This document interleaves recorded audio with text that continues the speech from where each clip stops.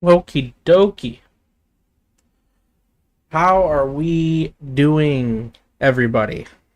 We doing good? We doing well on this Sunday? Beautiful, bright, sunny Sunday. Actually, I am looking out the window right here. You can probably see the sunlight beaming in. As you can tell, this is obviously a different area than where I did the franchise mode live stream last time. I had to do a lot of, just mind me here. This is my little dubby. Make my dubby up here for the stream. Just making it right now because I've been super busy today. We actually had doing a huge whole house rearrangement, so that is why the setup has now been moved to this location, which honestly I think kind of maybe works out better. Backdrop isn't as appealing probably to look at now, but we'll work with it. We're gonna, in the next few coming days and stuff like that, we're going to add to it so it's not as the way it is. However, we do got, this is the dubby that we're rocking today. Figured I'd show you guys off so you can see what you think of it.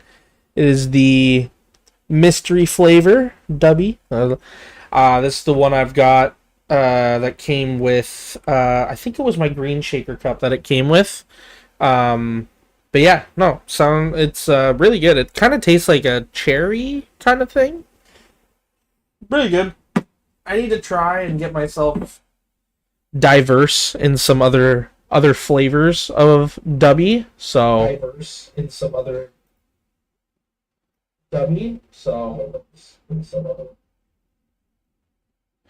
Just seeing how we sound here.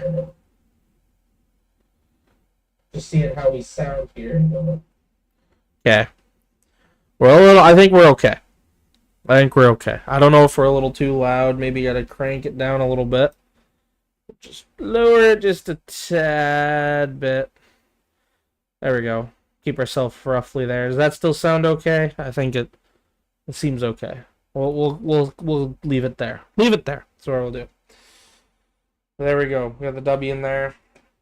Also, just in case you guys haven't heard somehow, even though we're September 15th now, W is running a 20% off on creator codes. So that would mean my creator code, Astenz, ASTENZ, 20% off your whole cart at checkout.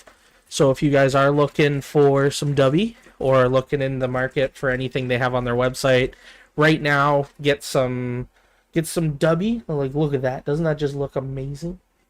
Get some W, try it for yourself. Get some merch even. Maybe if you want a cool hat or anything like that. This isn't a W hat, but I am going to look into getting a W hat here, I think, soon. Because then I could actually rep that instead of just the hat that I normally wear. I do like this hat, but might as well rep a W one, right? Oh, good. Perfect. Anyways, guys, after that long intro and me making my drink, we are back. We are back with the Newfoundland Growlers here. Back with the franchise mode. Basically, I think where we left off last episode, I think we made it like right through like pretty much got to the first friggin' round again, and then of course disposed of. But I'm almost fairly certain it was 2 times in a row now we have been taken out in the first round by the team that inevitably goes on and wins the Stanley Cup. So we haven't been having too great luck with our matchups so far. So we have just been literally squeaking into that last wild card spot. So that's not ideal. But anyways, we're going to take a look at the lines just in case anybody forgets or doesn't remember, anything like that. So these are the lines that we're rocking with right now. Let me just get rid... Oh, my W's blocking my... There we go. You just go to... Oh, boom, boom. There we go. That's what we're rocking with right now. Here are the lines. We got William Eklund, Cole Perfetti, Mitch Marner as our number one line. As you can see, Eklund's still rocking an 88. Still got that elite potential, medium elite potential. Only 23 years old. Really, really good. Playmaker elite, so that's good. We got Cole Perfetti finally making that jump. I'm going to be playing this year on the top line, even though it says his role's a second line forward. Going to be having him up and...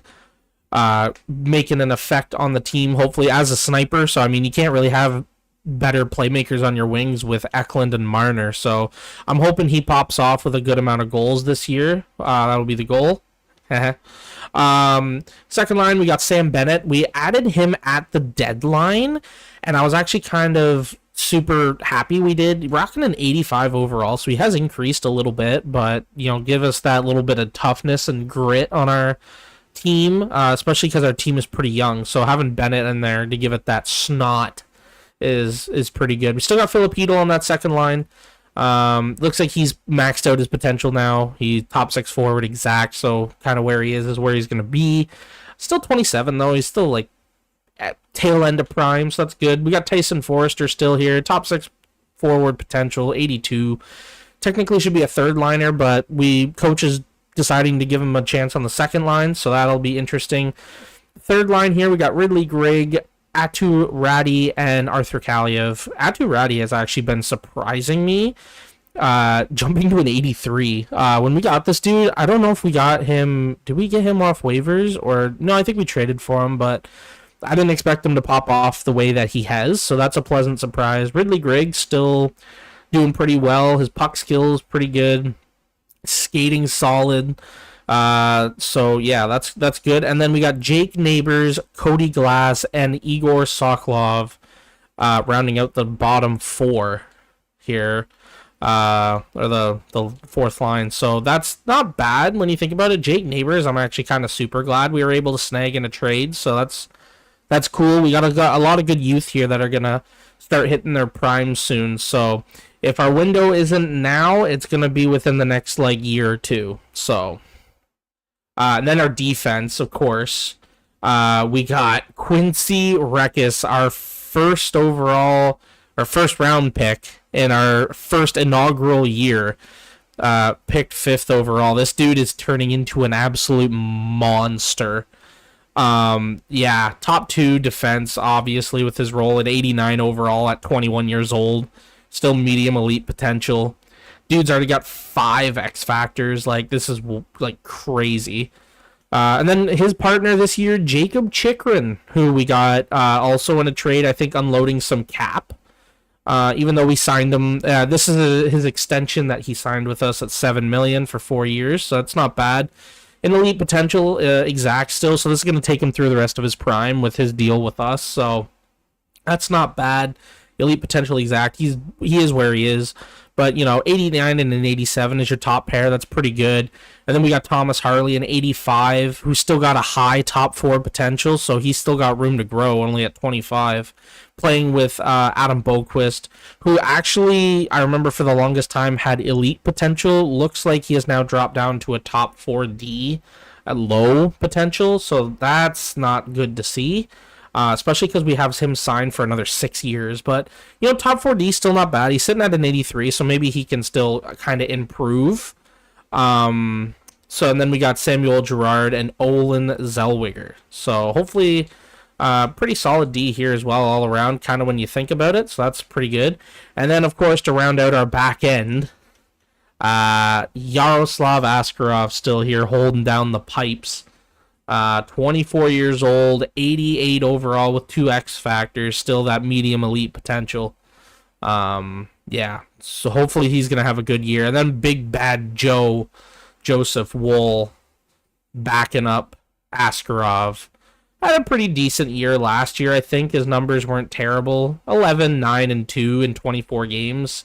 It's not terrible. 1 shutout. He had a 9-11 save percentage, so I mean, kind of on par where you think a backup would be. So we'll bring that back here. There we go. So yeah, that's the team. I guess we could take a look at the minor league team here as well. So we got Lutz, who this guy right here, I imagine he is going to be up with our club. I honestly completely just forgot that we drafted this guy at the end of the last episode. Our new franchise winger that's going to come up and hopefully play with Marner before he is off his deal. Or we possibly don't have enough to sign Marner. But Damian Lutz, our franchise sniper. So we got Damian Lutz with Tej Aginla and Aleski Hepatniemi. So Tej still has a top 6 high forward potential, so that's good. Fabian Lysell, who's actually rocking an 80 overall, which is kind of crazy. Fraser Minton, Nola Chari, Easton Cowan, who's up to a 77, by the way. Atta boy. Connor Dewar, and this Ben McCartney still. When's his deal over? Okay, so we're probably not going to bring him back next year. I don't think, because he's only got 1 year left, and I don't think, he's not going to be worth it. And then we got Antonio Strange, Alex Turcotte, and Braden Yeager. So hopefully some of these guys can have a good year down here. And then we got Callie Rosen, Matthias Norlander, Sergei Brylan, Sebastian Sonny, Keaton Downhuck, and Charlie Camper. So hopefully these guys down here will have a decent year. And then we'll check out the goalies. We got Mac Guzda working down here. I think he was our free agent signing, which is pretty good. I think he should be our backup goalie. He's still got some potential on him. I might, you know what? I think I might do that, honestly. I might switch. We'll go to some roster moves here. I think I might put Joe. So in the system, we'll bring up this Guzda. And then we'll go to the NHL. We'll send Wool down. There we go. We'll go to the NHL lines. We got to put Guzda in, who's, I think he's got more potential because it showed that Wool was, he was exact. He is what he is, right? But when you look at Guzda here, he's still got potential. He's got medium starter potential. So if he gets in a few more games, he actually has a shot to possibly grow in overall. So whereas Wool, you can see he's a potential starter, but he's exact, right? He's a starter, so we'll just let him work the minors, run the minors, and Russ Farrell, hopefully he can start to take some of the starts away here soon. But all right, enough of that. We will take, basically got, I think, everything figured out. I think our scouts are good in scouting right now. Like, they're all good and good to go. I think we are good to probably start simming the season. If I do say so myself, I'm fairly positive. We'll just check. I don't know if we've checked the draft class, so maybe we'll check the draft class. Okay. I don't think we have many draft picks this year, actually, because we probably traded it all away, or the majority of it away, when we got Lutz, when we got that franchise potential. So, all right, well, we're going to kick this off with no time to waste. We're going to get into the sim here for, I think this is what, year 5? Or year 4. I think this is year 4 of our, yeah. So we're going to get going. We'll sim up to the 13th of January, and we'll see how the team is looking. Wow, that was not a good start. We lost 8-3 to Carolina. Ooh-wee. All right, we'll just it only just started. We'll let the scouts scout a little bit more. Oh boys, we ain't starting too hot. We're 1-4-1 to start the season. Oh my good lord, guys, what is happening? We're 3-8-2. What is happening? Oh my god. Dude. Oh, it's also a weaker draft class this year also. Well, let's take a look. Well, I guess we'll look now. Ariel Williams. Steph Garman. This dude's already got some X factors, and he's a defenseman as well. Any gems? No? Okay. Yeah, so it looks like any late ones? No, it doesn't look like it. We'll let them scout more.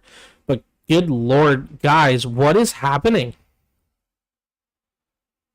We have to have had the worst start in the entire league. Okay, now we're starting to win a few, but my god, we're already at 20 losses on the season. Like,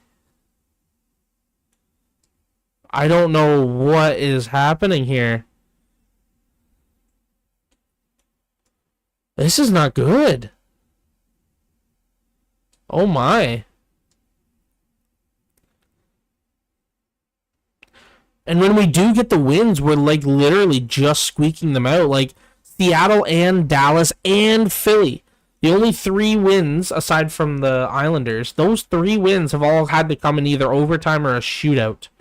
And our record currently right now is 15-22-4. Oh my. Marner's still over a point per game.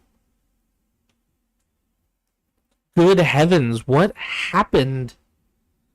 This is a complete, like, Acklin. Okay, Perfetti is getting more assists than he is goals. That's concerning. You're a sniper. You are a sniper, you should be getting the goals. Marner has 20. Dude, nobody else aside from Marner even has double. Oh, never mind, I lied. Forrester's got 13 and Ratty's got 10. But, like, dude, Perfetti, you're shooting at an 8.6, my guy. Holy, this is not good. Okay, goalies. Askarov, buddy. Askarov, buddy. Guzda's rocking a better save percentage and goals against average than Askarov right now.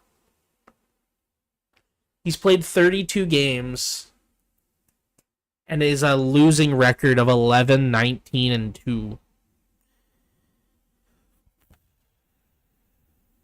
Oh, and he dropped an overall too. He went down to an 88. He was an 89. Okay, we're gonna have to take a look at these lines and see if coach wants to change anything because, dude, this isn't working. If we keep this isn't working, gents.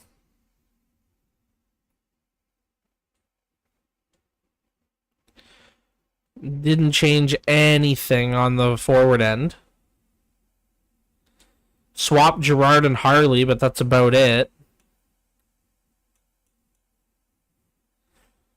Didn't want to make any changes. Okay. Make sure that my scouts are still scouting. They should be. Okay, yeah, they're all going still. Perfect. Not that I have many draft picks anyways. I wonder how... Actually, you know what? Before we get back into the sim, let's take a look and see how he's doing. Take a look and see how our franchise guy's doing. Lutz. Okay, so Hepitsemi has the most. He's at 32 points. Our minor league team is doing better than our league team. Also, Lutz right now is almost, as a rookie, is 42 games played and has 31 points. Dude, he's at an 81 already.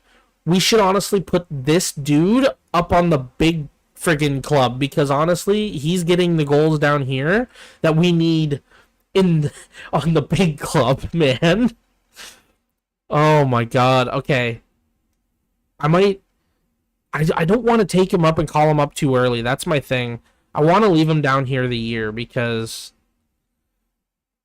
I don't want to. I want to call him up too early, right? I want to give him a year to develop. So this might just be a real. We're gonna get to the trade deadline, but if this isn't, I don't know, guys. If we keep losing,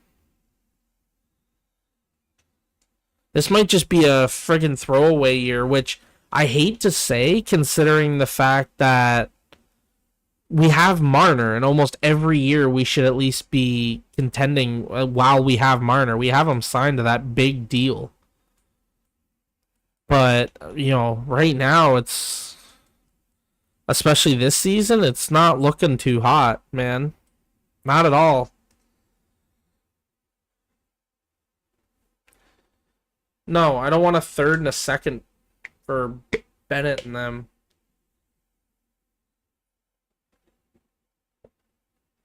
Nope. We've almost evened up our record, but now we're going on to a losing streak here again.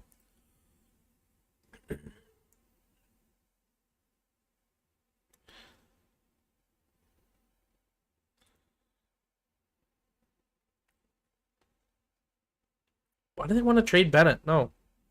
He's my second line guy. I don't need any more young guys.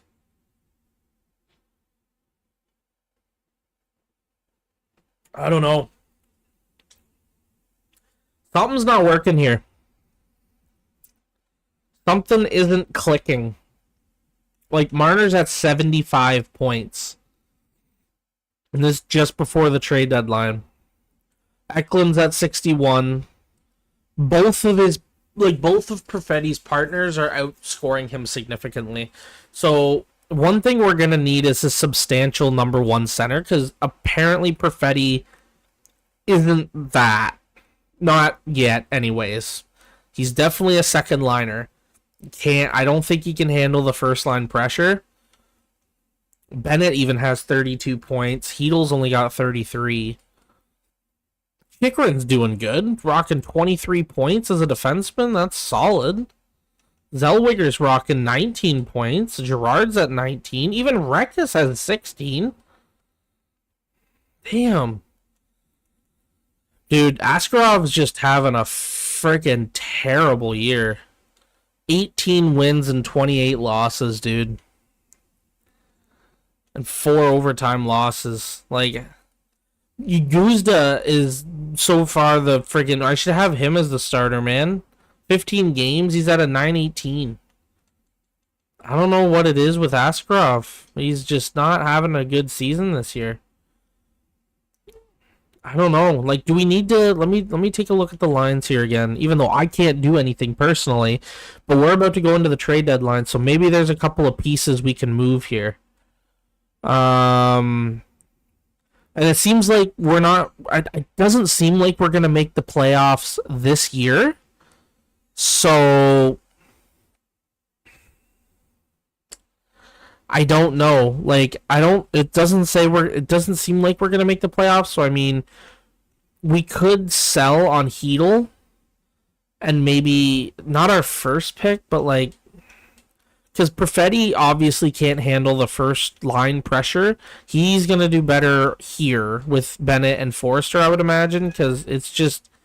He can't, like, he's done good. 14 goals, 29 assists. But that's a second liner point production in 62 games.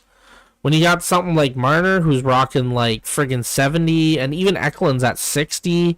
Like, he's over a point per game. So, like, those guys they can stay on the top line. But... I don't know, man. Obviously, some of these D also too. Like none of these Ds are like the defensemen are jiving as well. I might try to see if I can move off of Boquist. Offensive defenseman and Girard is what offensive. Yeah, so these two don't work. I need some more defensive guys, or maybe even two-way guys. Like Harley's a two-way guy, so maybe I just need to try to look for another defensive defenseman. So we're gonna have to go in. We're gonna have to do some moves here. We're gonna have to take our time with trade deadline. I think we're gonna be a seller this year. not selling everything, but like a lot of our older guys, which isn't many, but we'll have to see.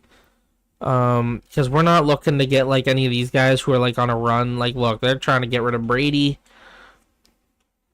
Like, oh my God, there's friggin' Landeskog, Ovi. Like, these are some good players if you're about to go on a run, but like, I want to see what we can get. I want to see what all teams are offering. So that, like, it looks like Anaheim's out because they got Patty Kane, Cam Fowler, Montour, Jesper Boquist, and nobody really great from Boston. Darren Radish, no. Taylor Hall. Landeskog, yeah. Damon Severson, Texier.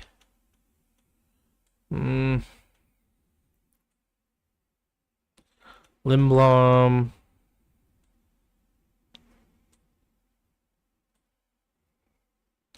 Brady Shea, Francouz.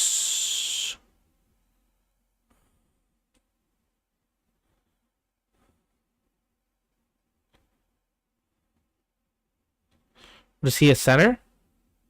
No, he's a left wing. Ryan Robrock.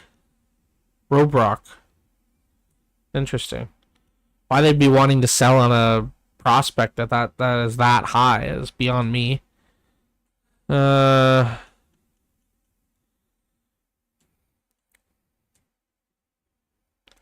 Sanheim.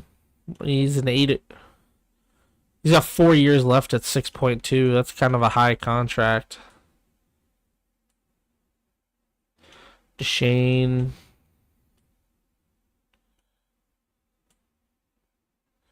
Buchnevich. McCann.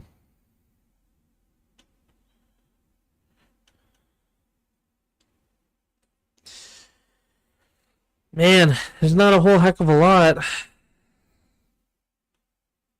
Morgan. He's a defensive guy. Let's see if maybe we can get Morgan. He's only 2 mil for the next 3 years. That's reasonable. We had Morgan, I'm pretty sure, too, at one point, and we ended up getting rid of him. So let's see if we can get rid of Boquist, maybe. Because we got... maybe we'll go... You know what? Maybe we'll go get rid of Gerard. He's got a little bit more trade value. He is 2 years older. He's making the higher cap, almost $6 million. And he's locked up for 5 years. Boquist's cap is more reasonable. He's younger and still has a little bit more potential to go a little bit. So I think I might want to maybe see what I can find for Gerard. Possibly might be able to snag a center back in return as well. Assuming they... Oh, buddy. Do we go for Nicky Bobby?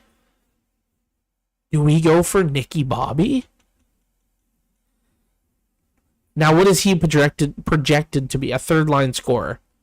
A top 6 forward. See, JT's just another second-line forward, which...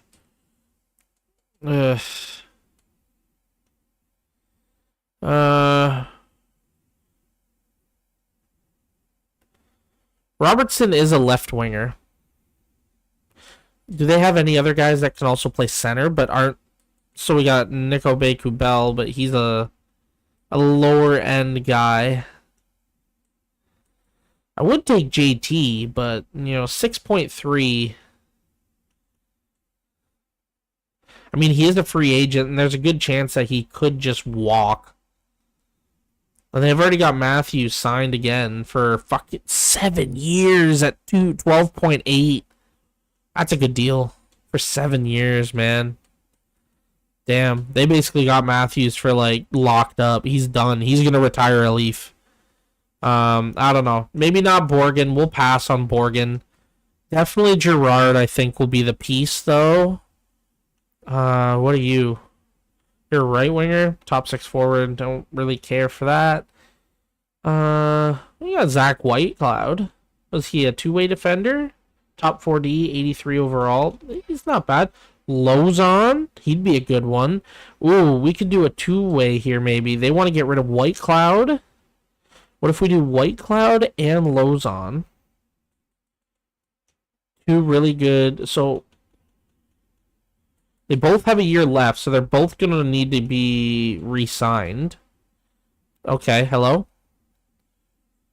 Philip Mazar for Cody Glass, Noel Achari, and a third-round pick this year. Or no, that's 2028. You know what? That's not a bad deal. We are... Hold on, let's edit this trade real quick. Let's see what's going on here.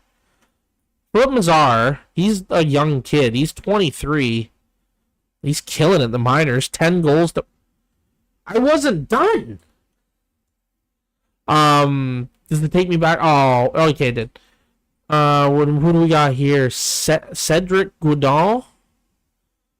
Okay, he looks like he might just be a minor leaguer. Maybe. And he's only got a year left, so if we don't want to... This is the main kid that I'm interested in right here. A former first-round pick. Philip Mazar. A 10 goals, 30 assists for 40 points in 62 games in the minors right now. He's got the potential to go top 6 forward.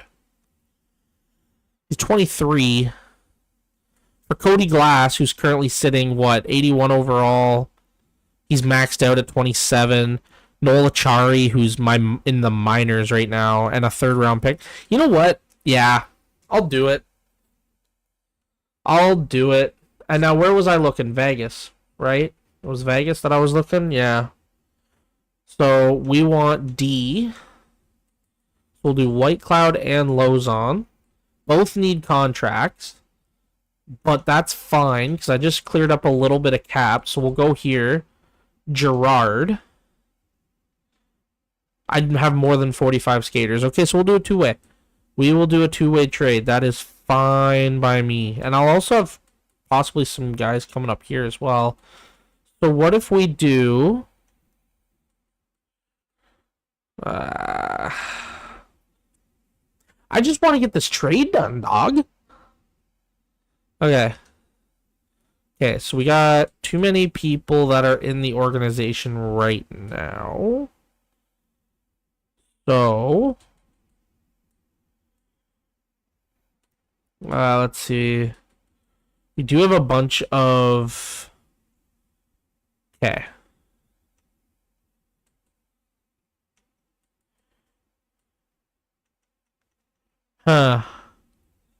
This is auto... Okay.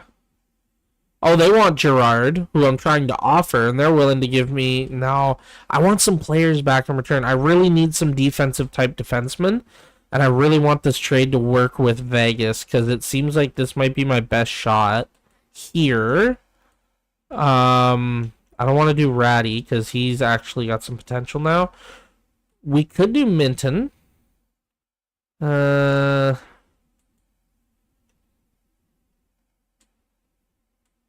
What if we do right wingers? What do we got here? Mazar is like my... Jesus. Okay, well, if we get rid of some more D. We got lots of D. I want to get rid of Zellweger.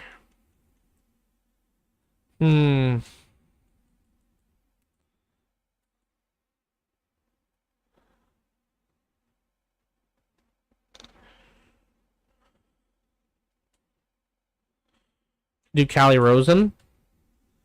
There we go. Sam Gerard and Cali Rosen for Whitecloud and Lozon. I think we're defensive type defensemen, so I mean... There we go. Perfect. So we got some defensive... We'll just have to re-sign those guys. But I like that move. Now here's the thing. I want to look and see what the market looks like right now for Hedl. How much is he? He's making $5 million right now for another 6 years. So, because Tej Ginla's coming up. Like, you guys can see that right there. Tej is right here. He's got really good high trade value. Top 6 forward, high potential. He's 20 years old. He's already a 79, almost an 80. So he's going to be making his way up here soon. So we're going to have to try to get something for Hedel. Maybe we can try to see what we can get for like a number 1 center. Like, dude, somebody like Scheifele. Like, that would be, yeah, first line forward. Like, getting somebody like that is supposed to be there would be perfect. That's what we need. Lambert's at an 82. For the Ducks. Carlson's at a 91. That's insane. Is that a second line forward? McTavish, yeah. Could take Zegras. He's a top line guy.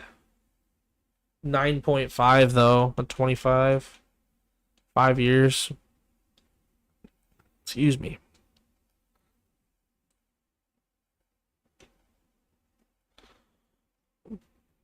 Interesting. Logan Cooley, that would be a good one to do. I think Logan Cooley would be a really good ad. Ooh, that would be a good ad. Matthew Poitras, playmaker. Interesting. He's 22 though, and he's already an 86. Could just do a 1-for-1 swap like that. He's still got 3.3 million for 2 more years, where I got Hedel for 6 at 5 million. So it's cap controlled for a while for the Bruins. So if they want it, and they want Hedel, do I get ballsy and try to get like a pick or something? They want to get rid of their. Let's try their 5th. They want to get rid of their 5th. Okay. Just straight up 1-for-1? Okay. So they don't want to do straight up 1-for-1. Oh, I forgot I have Anaheim's first round pick this year as well. Ooh. Well, let's give them Seattle's 6th. Dude, I literally went to go hit the trade button, man. Okay. Does this work? Okay, so they want more than a 6th.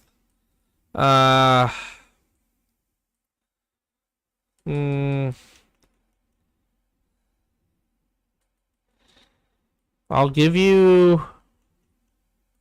What if I give you a Seattle 6th this year and a 5th next year? No? Okay, maybe a 4th next year? I already gave away my 3rd next year. Okay. Maybe a 2nd. Will a 2nd get it done? That should be significant. There it is. Matthew Poitras. Perfect. So we are getting younger, yes, but I'm hoping that a lot of these guys, we're getting them on reasonably cap-controlled deals. Like, look at Lutz, dude. He's an 81-19 overall monster. Bennett? No, we got him cap-controlled. I want to keep him. He's going to be a good... He's like my only veteran presence left on this team. So, I need to keep him. But yeah, like, dude, Lutz right here, 81 overall, 19 years old, still 3 more years at only $1 million.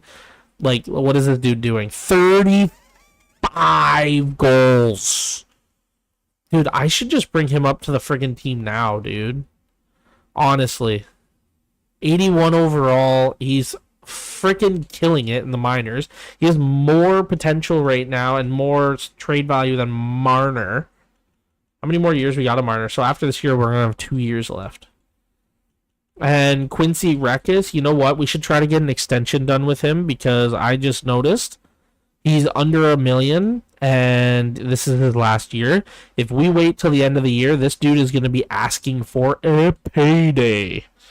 So yeah, we're going to probably want to get that done. Anybody else that really needs? No? Ooh, Ratty's going to need one. We'll see if we can get any of those done. So, Lozon, yeah, I think we're good. I think we got some good business done.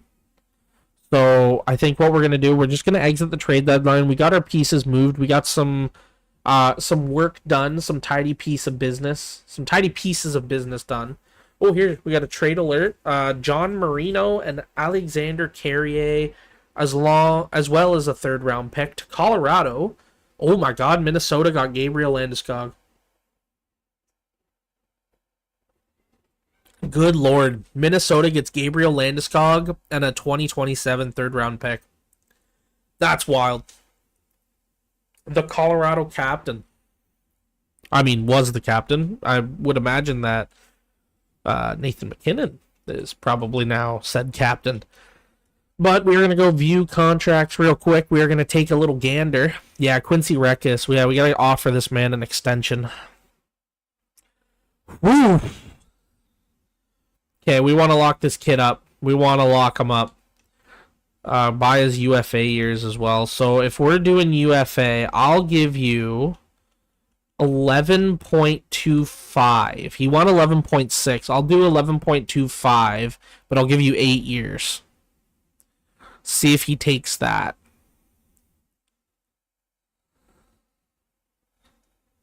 He doesn't want an extension with us, which is concerning slightly. Ratty, let's see what your extension's kind of looking like. Okay.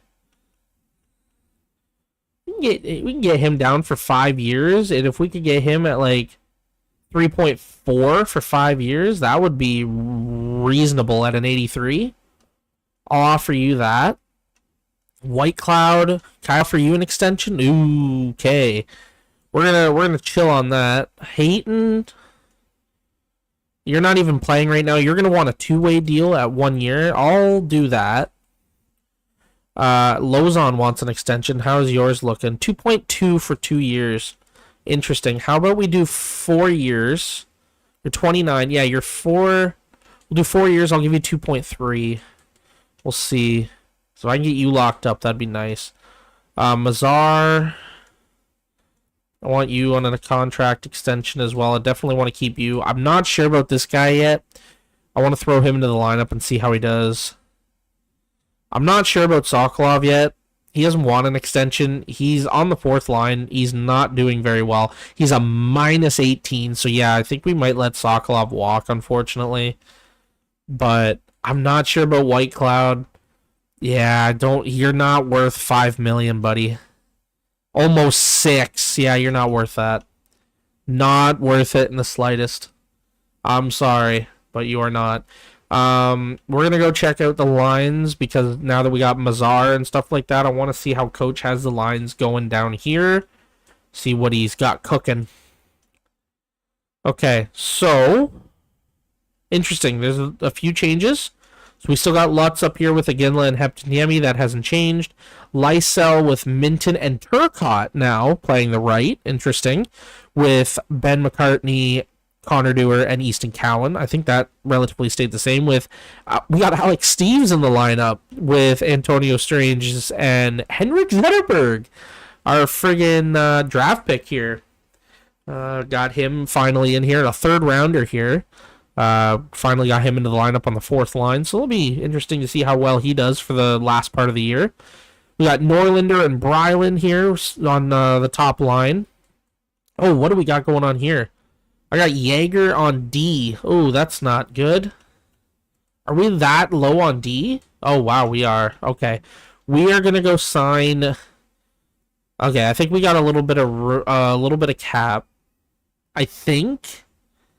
But we're going to have to sign a D here. Or can we? Oh, no, we're past. Oh, no. No, we're past the deadline. I can't sign any more free agents. Oh, shit. All right, well, my bad. Should have kept, I guess, the defenseman. Damn, okay. Well, let's take a look at the pending free agents class. Like, who's coming up? We got Hedman, Escher, our guy right here, Quincy. But we're hoping he signs his extension once we simulate a little bit here. Yeah, it's not a great class, honestly. Nemec is going to be available, but they're probably going to be, like, all these are going to be RFAs. Raffle, Shane Wright, he's definitely getting done. If any of these guys somehow slip through, I would be shocked. But you never know. We'll see. We will see. Anyways, we're going to sim through. We're going to see how bad the rest of our season ends up turning out. Because, yeah, this has not been a good sim this year for sure. So we're going to just get through and just sim this right to the end here. Well, we passed one of our goals. That's good. Okay, so I forgot we had contracts to look at us here as well because we offered extensions. So Lozon has decided to extend with us at 2.3, I think, for 4 years. So that's awesome. We got Hayton. Okay, cool. Nice. We got Ratty. That's huge. He's going to be our third line centerman probably positioned, or probably our third locked up, which is nice. Mazar signed. And we got Rekis. That's huge. That's huge.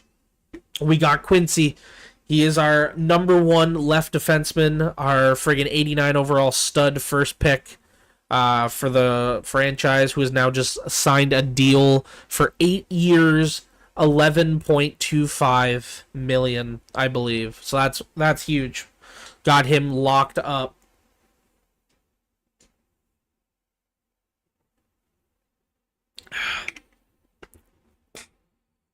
I'm hoping that even though this year was not great, this year was really, really not good. I don't think, of course, the year that we decide to just, pack it in for this season, friggin' the draft pool is not good. Of course it would be. Like, it is not good. Not at all. And, yeah. Just our luck would be that way, huh? So this dude looks like he's pretty friggin' good. What about this guy? Nothing, eh? Our scout is still scouting him, so we'll check out these guys. Dude's a top 6. He's 3 years out. Check out the scout recommendations. See what's going on. Christian von Fersen. Oh, what do we got here? 7th D, Junior Spooner. That's a fucking sick name. I love that. Alright. Okay, now don't go on a win streak, guys. At this point, we're not making the playoffs, so now you're just trying to friggin' tank enough for a decently good pick. Like, we're not actually trying to strive for anything here. Okay. So we finished with 73 points. The Capitals with 62. The Flyers with 69. So we're third last right now. Oh, the Kings finished with 65. And the Kraken were 61. So we got 4 teams below us right now. And the Avalanche actually were 66 points. Ooh, they did not have a good year either. So we got like 5th last. We got 5 other teams below us. Which, yeah, not a good year, guys. Not a good year. I want to take a look. Of course, Marner still finishes the year with 100 points, like an absolute monster.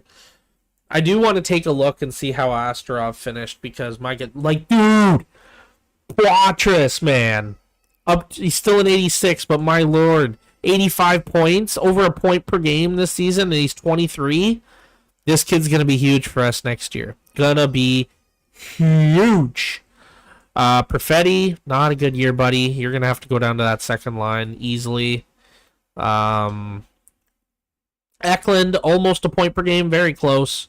Oh, like one of the only, besides Marner and Poitras, but then again, we only just traded for him. Like, only these guys who are pluses. Just crazy. Bennett with 45. Ratty had 36, potted 36, which isn't terrible. Forrester. All right, let's just take a look. Just rip it off already.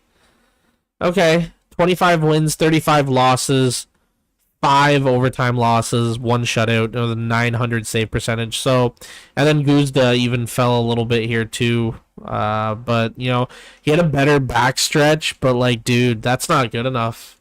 I mean, Askarov did play 66 games That's a lot of games. So, still, I think it's something with the coaching staff, man. I don't. Let's take a look at the coaching staff. Like, how are we doing here? Yeah, like, I think Armsden, he's been here for a while. Let me look at his stats. Yeah, he's been here 2 seasons. His win percentage, yeah, he's on a losing record. Yeah, he needs to go. He needs to go this year. He definitely needs to, he's got to go. So we're gonna dispose and disperse of Armsden this offseason. Associate coaches and assistant coaches, I mean, I think these guys are relatively okay. We got lots of points. Like, this guy's got an A+ in power play and our forwards. So, I mean, we had goal scoring. Our defense was a little iffy, though. So, maybe these two got to go. We'll see, though. We'll see. Yeah, we'll take a look. We'll see who I know for sure our head coach has to go. Because, yeah, that's definitely a big impact. Or that was probably a big part of that. So, alright. Well, even though our big club did not make the playoffs, our minor team did. So, we have made the Whitby Wolves have made the playoffs, which is crazy. So Fabian Lysell led the way down here with 75 points for the team. 29 goals, 46 assists for 75 points. That is crazy. Tej Aginla is now up to an 80, which is nuts. 24 goals, 50 assists for 74 points in 82 games. And then Damian Lutz with his first freaking year, 42. This dude almost dropped 50 goals in his first season. Like, the dude was shooting 13%. That's insane. The only person that was shooting more than him was Lysell and McCartney, but they were not nearly on the ice for as long as Lutz was. Lutz was almost on for 20 minutes. Like, that's crazy. Hepatiniemi had 68 points as well as Lutz. Jesus, like, the team down here had it. Like, our minor league team popped off this year, like, really good. Even Wool, 39 wins, 21 losses, 5 overtime losses, a 918 save percentage. Hell, maybe we should have just called Wool up, bro. Even Farrell got into some games. He had 11 wins, 3 losses, and 3 overtime losses in 20 games. That's good, man. 903 save percentage. Yo, even he played very well. Over half his games he won. Like, that's perfect. That's progress. I like to see that from our minor team. That is good. Well, anyways, dude, the record, they went 50, 24, and 8. Wow. Wow. I mean, my webcam and stuff is blocking the thing, but yeah, there you guys can see for yourself. 50, 24, and 8. That's insane. What a season. What a season from our minor league club. So, they're in the playoffs. So, we're going to go through. We're going to see how well they do in the playoffs. Dude, they went out on their last few games, and they went 10-0-0. I don't know if you guys can see that right there underneath where it says Whitby and their record right there. 10-0-0. That is insane. But we're starting off the round 1 here, round robin against the Toronto Marlies. We're gonna do, so basically same rules apply when, you know, the big club makes the playoffs, you know, for the Growlers. We're gonna come down here, we'll do the same sort of format for the playoffs for Whitby. And yeah, we'll see how far they go. We'll see if they go to the Calder Cup, and, you know, at least we get to watch some sort of playoffs, possibly. If our big club doesn't do well, then, you know, at least our minor league club is doing relatively well. So, we're going to get into this. We'll do the first game. We're going to sim it up, and we're going to see how we do. Let us go, and we are going to watch and see how we do. I don't know what the Marlies minor system looks like right now. Not very good, obviously. They only have one shot. Oh, and I said that, and we got scored on. Well, Hey, Tej, let's go. Puts the Whitby Wolves on the board. Love it. Phil DiGiuseppe, by the way, puts the one-pass Wolf for the Marlies. Good Lord, we are peppering them on shots. The shots are 16-5. Oh my God.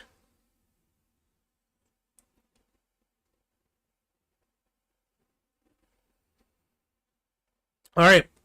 So after one, it is 1-1. The shots are 17-9 in favor of us. Good heavens. Oh, and there we are. 2-1 as Connor Dewar puts us up by 1 in the second period. I mean, we've had a decent amount of power plays.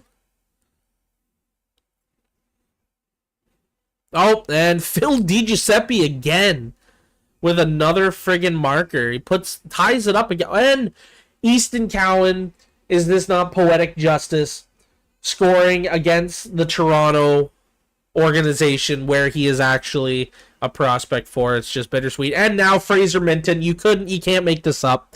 You can't make this up. The two top prospects for the Maple Leafs organization are giving it to their organization for making them available and not signing them. And as they should, we go into the third period with a 4-2 lead for Whitby. Shots are 34-17, by the way. Minton again makes it a 5-2 game with his second goal of the night. Whitby at this point is now just playing with their food. 9 minutes left in the third period. It is 41-21 in terms of the shots for Whitby. Oh, and we got another power play. Nothing happens. And that be the game. So, Whitby starting off strong in the series with a 5-2 win over the Marlies. We'll check out the 3 stars. Yeah, Fraser Minton, obviously, here. We're just so we can highlight them. Yeah, we got Alex Turcotte, 3rd star, 0 goals, 3 assists with 2 hits. Easton Cowan, 2nd star with 1 goal, 1 assist, 4 hits. And Fraser Minton, 2 goals, 0 assists with 4 hits. Can we just take a moment to realize the top 2 stars of this game are Maple Leaf prospects, and they just stuck it to their development team on the Leafs. That is great. I love it. He's like, yeah, fuckers didn't want to offer me that contract, and now I'm going to just come back and absolutely just toy with you. Hilarious. All right, perfect. So, game 2. Now, if you guys aren't familiar with how the AHL playoffs work, it's a bit different than the NHL playoffs. Normally, there's a best of 7 with the NHL playoffs. With here in the minors and the AHL, it's actually a best of 5. So we only need technically 2 more wins and we can advance to the second round. So that's what we're going to friggin' try to do here. We're going to get into game number 2. We are home again. I think we were home last time. Yeah, we were.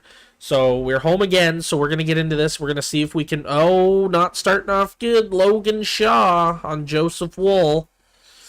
His old teammate that we stole from the Maple Leafs. But I wonder if he's still the captain of the Marlies. And they've just had him this whole time, and he's still just captain. That'd be funny. That would be funny. Alright. And Jakob Silverberg, they also have it down in the minors as well. Potts a power play goal past Joseph Woll. It is 2-0, even though we are out shooting the Marlies. That is 13-8 in favor of Whitby for the shots, but yet it is 2-0 Marlies. Woll, shape up, bud. Just saying.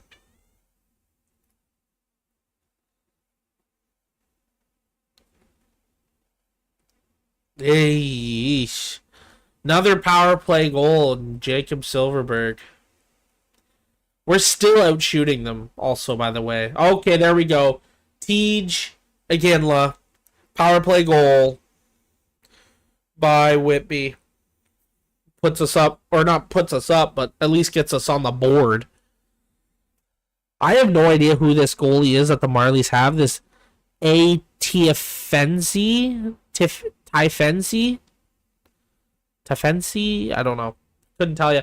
Anyways, it is 3-1 lead for the Marlies going into the third period. 24-16 are the shots in favor of Whitby. But they are down by 2. So let's see if they can get back into it in the third period.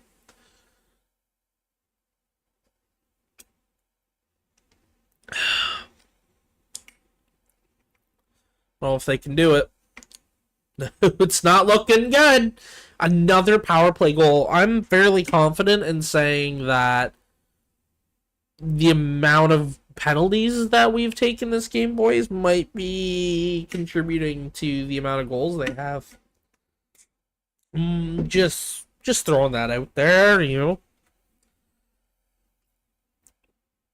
Man, that goalie. I have 5-1 Dakota Mermis with the empty net. Yeah. Not a good game, guys. I'm gonna be honest. I actually am curious. Let me go to Toronto stats. I can't see. Won't tell me. Go to all events. Goals. So doesn't tell you if it was on the power play. Damn. Tells you the box score. Okay. Anyways, 3 stars. There's their goalie, apparently. He looks like a Finnish goalie. 38 saves with a 974 save percentage. So the dude just went from being a complete sieve in the last game to now just being George Vezina himself. So there you go. Jacob Silverberg, 2 goals. And then this N. Aman, 0 goals, 3 assists with no hits. So the Marlies took I almost called them the Leafs. The Marlies take game 2 by the score of 5-1, whereas we beat them in the first game 5-2. So game 3, the Marlies are now home. So they have home ice advantage. So we will see how our guys come in, and we come in strong, down to Huck with a goal right off the rip. That was what? First, just over a minute into the game, just a beamer from the point puts us up 1-0. Another power play for us. Nothing. Okay. Nada. Nada.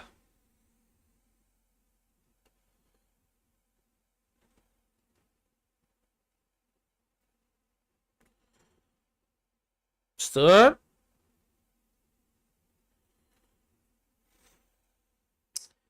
So, after 1, shots are actually very even this time. It is 10-9, actually, in favor of the Marlies. And it is 1-0 Whitby. So, next period. Period 2. Underway. Also, make sure, if you haven't already, to the end of September, 20% off. Code Astenz. Check out W. See all the cool stuff they got on their website. My lid is coming off. Okay, thank you.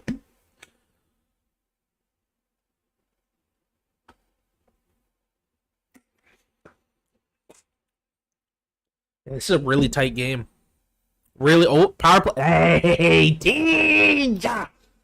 Let's go! Lutz! There he is. He's finally emerged in the playoffs. Lutz, Damien is here. Damien himself in all we trust. And just like that, late in the period, to put a dagger and twist a little bit into the heart of Marlies fans.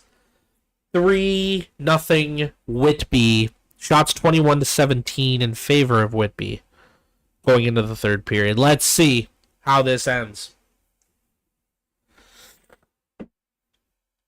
Do we hold the lead? Can Big Joseph Brick Wall back there keep us scoreless?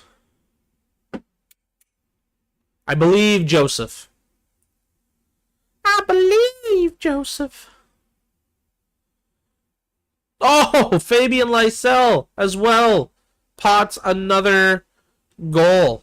9 minutes and 3 seconds. And Camper, the whole friggin' third line D-man getting in on the action with his first of the playoffs. Welcome, buddy. And what a statement win in their own barn against the Marlies. Whitby comes right in, steamrolls them 5-0. Shots being 33-26. So Joe Wool with a 26 save shutout. Beautiful, beautiful. There it is. Look at that. Lutz finishing out the third star at 1 goal, 1 assist, 1 hit. Second star going to Lysell with 1 goal, 1 assist, 2 hits. And then, of course, the first star of the game going to Joseph Wall. 26 saves for that perfect 1.0 save percentage. Amazing. Beautiful game, lads. Beautiful game. That is perfection. You do that one more time here for against the Marlies, and I think, yeah, they're home. So if you can do it again, back to back in their own barn, you will move on to the second round. The first of the 2 clubs to make it out of the first round. Or is the curse going to continue even with our minor team? And one of our teams get out of the first round. We're starting off. Oh no. Oh no. They got a power play. That's lethal for against us, apparently, is we cannot kill penalties. Shots are freaking even. 8-7. 9-7. Still dead even. Oh. And finished the first period scoreless. Finished with 12-7 in favor of Whitby for the Shots. So let's get underway in the second period. See if somebody can beat one of the goaltenders. Both of them have been very good up until this point. So there it is. Oh, how poetic it be. Easton Cowan puts it by Typhon. I don't know. Oh, I saw Slavin and saw the J, and I thought that was Jacob Slavin.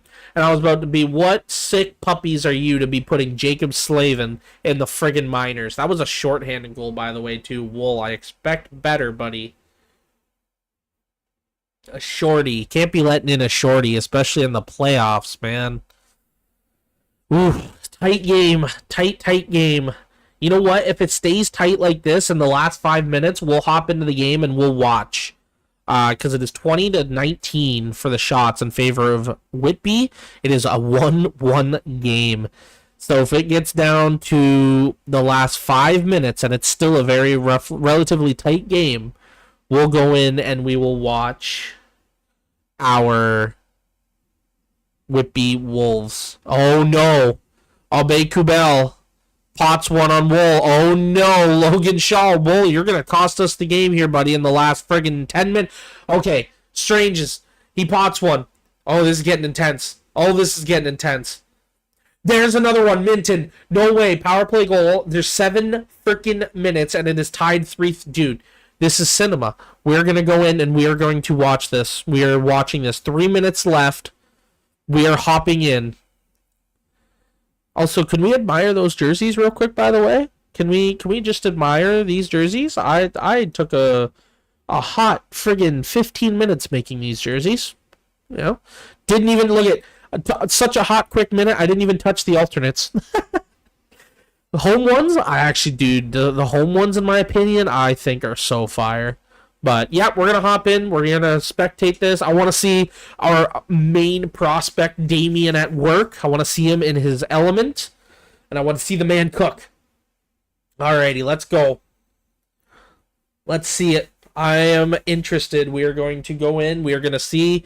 And we're going to see if the Wolves can get this done. Now I can turn the game sound up a little bit so I don't get copyright. Here we go. 3 minutes left. 3-3 game.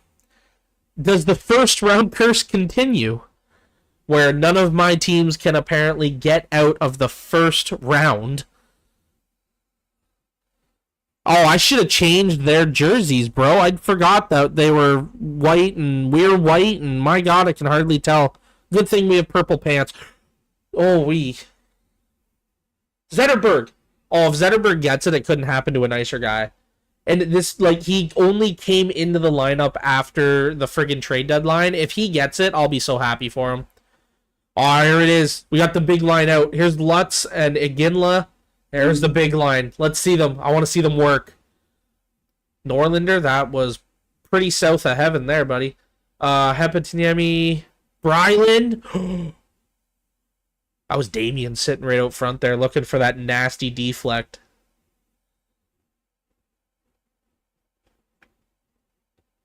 He's looking. He's sniffing.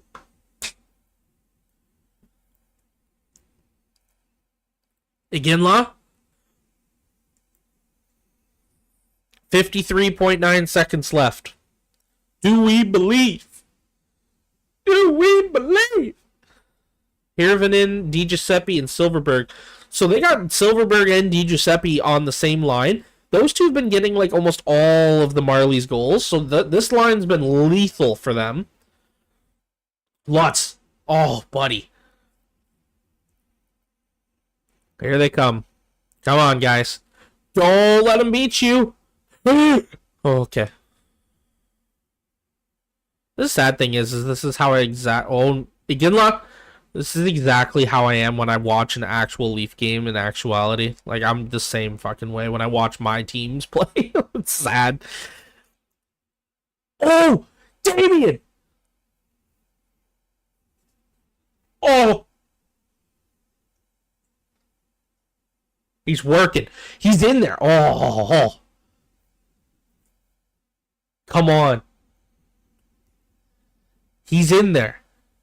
3, 2, dude, my heart can't take overtime. Just blast it. Oh. Alright. My heart's not going to be able to take overtime, bruv. This is not... Oh, dude, he was right there. Literally got it by, like, the tip of his freaking toe, man. Good lord. 42-22 are the shots for us. That's wild. We're out hitting them, too. 28-24. Time on attack. We have a shit ton. Good lord. Toronto's had 3 power play opportunities and haven't converted on 1. If we end up winning this to advance to the second round, we will know why. Just so we're aware. We will know why. Oh, lots. Oh! That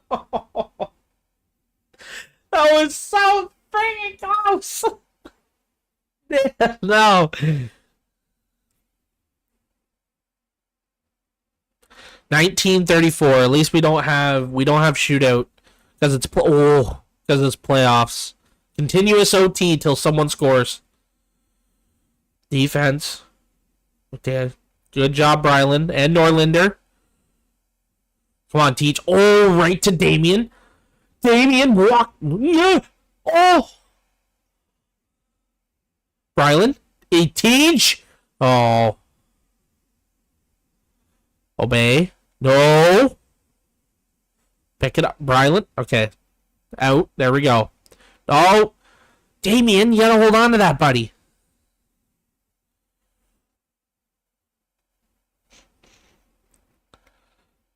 Guys, cover the point.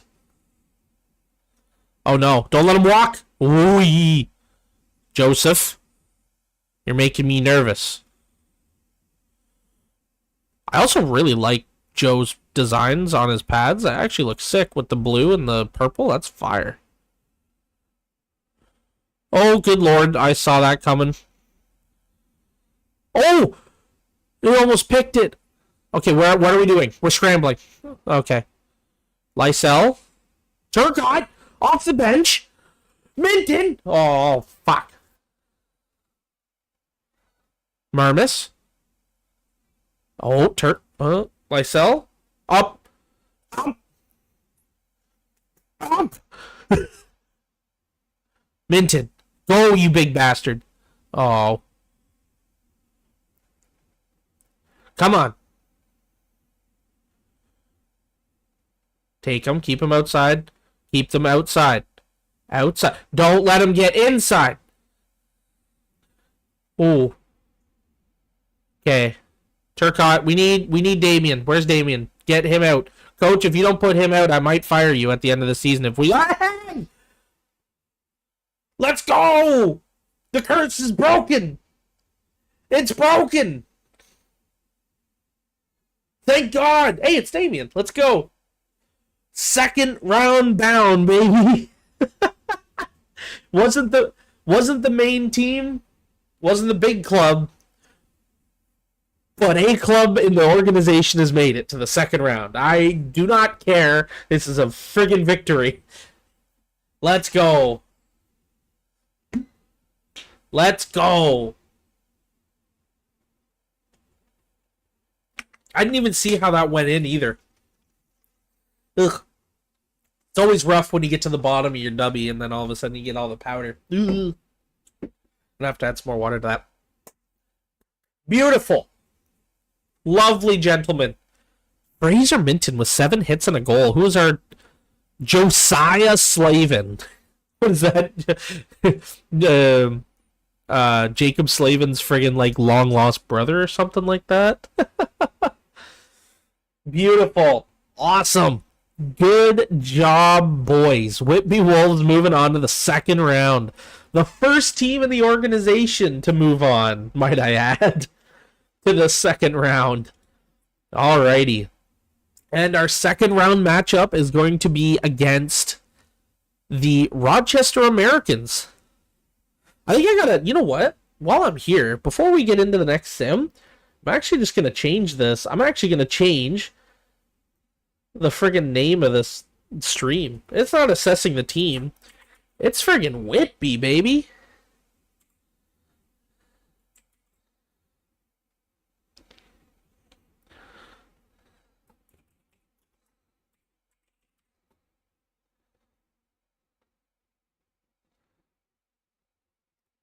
Yeah, we'll just throw this on because... There we go. Friggin' update that because, geez, Whitby's coming out of here. Like, we were going to be focused on, like, Marner and the big club and everything. We're going to get into that because we have an off-season to do, but, geez, all this right now, we're focused on the big club. Like, and I like this, too, because Damien's getting some, even though it's only AHL, he's getting some playoff experience here. This is going to do only good things for a lot of the young guys on this team. So I love it. All right, game 1 of round 2 against Rochester. I don't know how good their team is. I didn't even take a look at their roster. Maybe I should do that after this game. See what they're rocking with down in the minors. See if they got anybody notable that is going to be good. It's pretty even right now. Hey, there it is. Oh, they got Hugo Havlid down here. That's a good goalie. He's an elite potential goalie, I believe. But don't matter. Alex Turcotte with the goal on him. 9 minutes. Hey, and Fraser Minton showing up in a big friggin' way. Let's go. 2-0 so far. And we're actually... Oh, they got Kyle Okposo in the minors? Jesus Christ. Okay, well, after the first period, it is 2-1 Whitby. And the shots are 12-10 in favor of Rochester, actually. So they got some firepower. Definitely have some firepower. And don't matter. Jesus. Okay, so we got McCartney, like, almost immediately off the rip of the friggin' period with his first of the playoffs. So congrats to McCartney. And, of course, Damien on the power play, ripping it home from the slot, like the true sniper that he is. Not even going to remember Matthews' name once this kid makes our team. Matthews is going to be an afterthought. Matthews won't even be the best sniper Marner's played with so far in his career. It'll be Lutz. We got Vinny Desharnais down here who just potted one on friggin' Wool. They got a bunch of vets down here, man. Okposo and Desharnais who's potting them the goals. Doesn't like aside from their goalie, it doesn't seem like they got a lot of youth down here. But regardless, second period is over. Shots are actually 27-24 in favor of Rochester. So we finally came across a team that is big on throwing everything on net as we are. Just want to throw everything at the net and see what sticks. Oh, Kyle Okposo with his second of the game gets it past Joe Woll, makes it a 4-3 game. They're down by 1 with and they have a power play. Oh, boys. Okay, we kill it off. Good. 5 minutes. You got a 1-goal lead.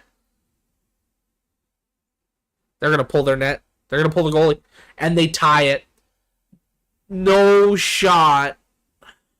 Okay, we're gonna do it. We're gonna watch overtime because this is over. Oh, and we get to see the nice. We're gonna get to see the nice purple jerseys. We're gonna wear the purple jerseys. We're gonna put them white this time so we can significantly tell who's different. So we're gonna go in. We're gonna watch it. We're gonna see who can take. What is this? This is game 1, right? I think this is game 1. So here we go.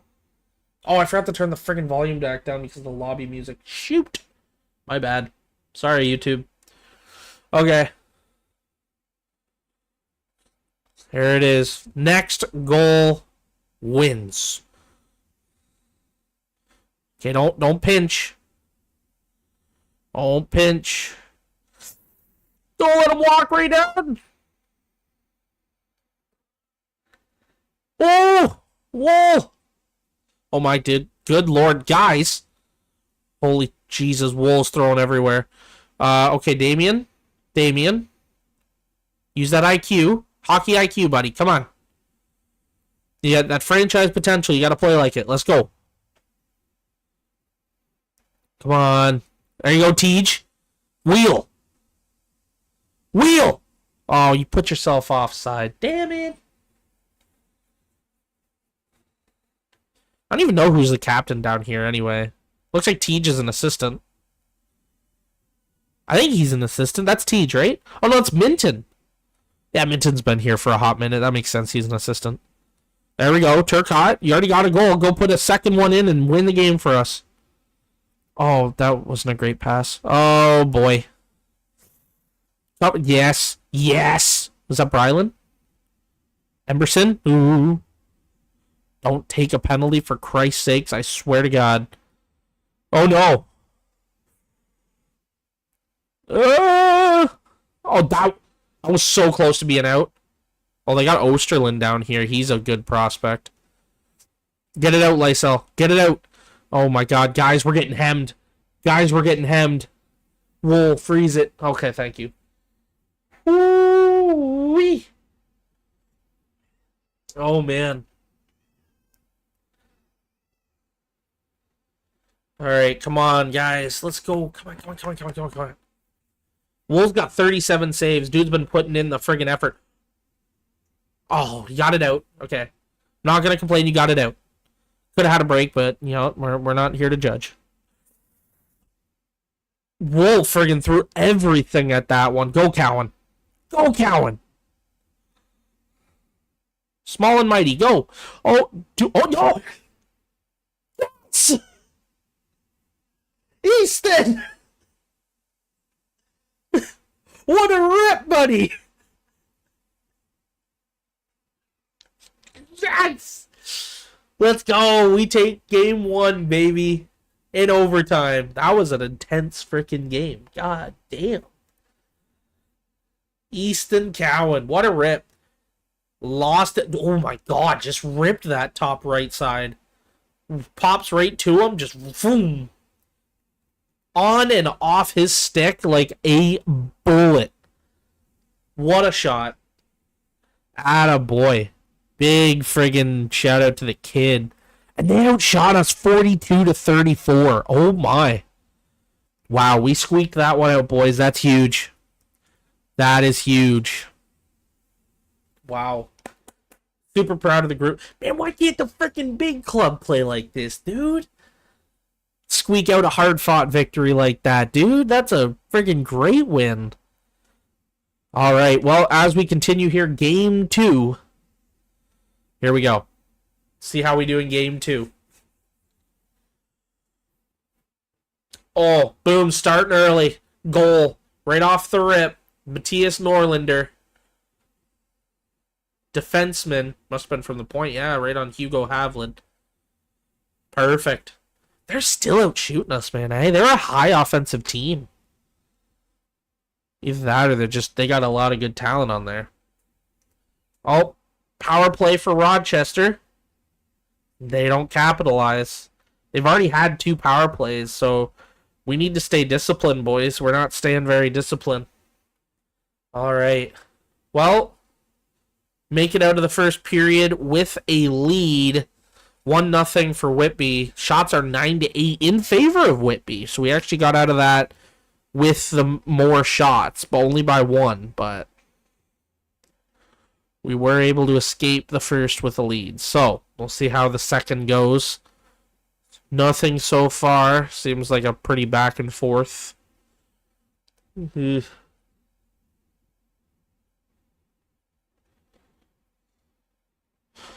Shots are dead even right now. And there it is. Rochester finally pots one by Joseph. Oh, and they pot another one. So we got Nadu and Slaggert on Joseph Wall, only like 2 minutes apart, which puts them up 2-1 at the end of the second period. Shots are 21-18 in favor of us. But yet we are down. So, big third period. Can Tej, can Damien, can Minton, can Cowan turn this around for Whitby and get it knotted up?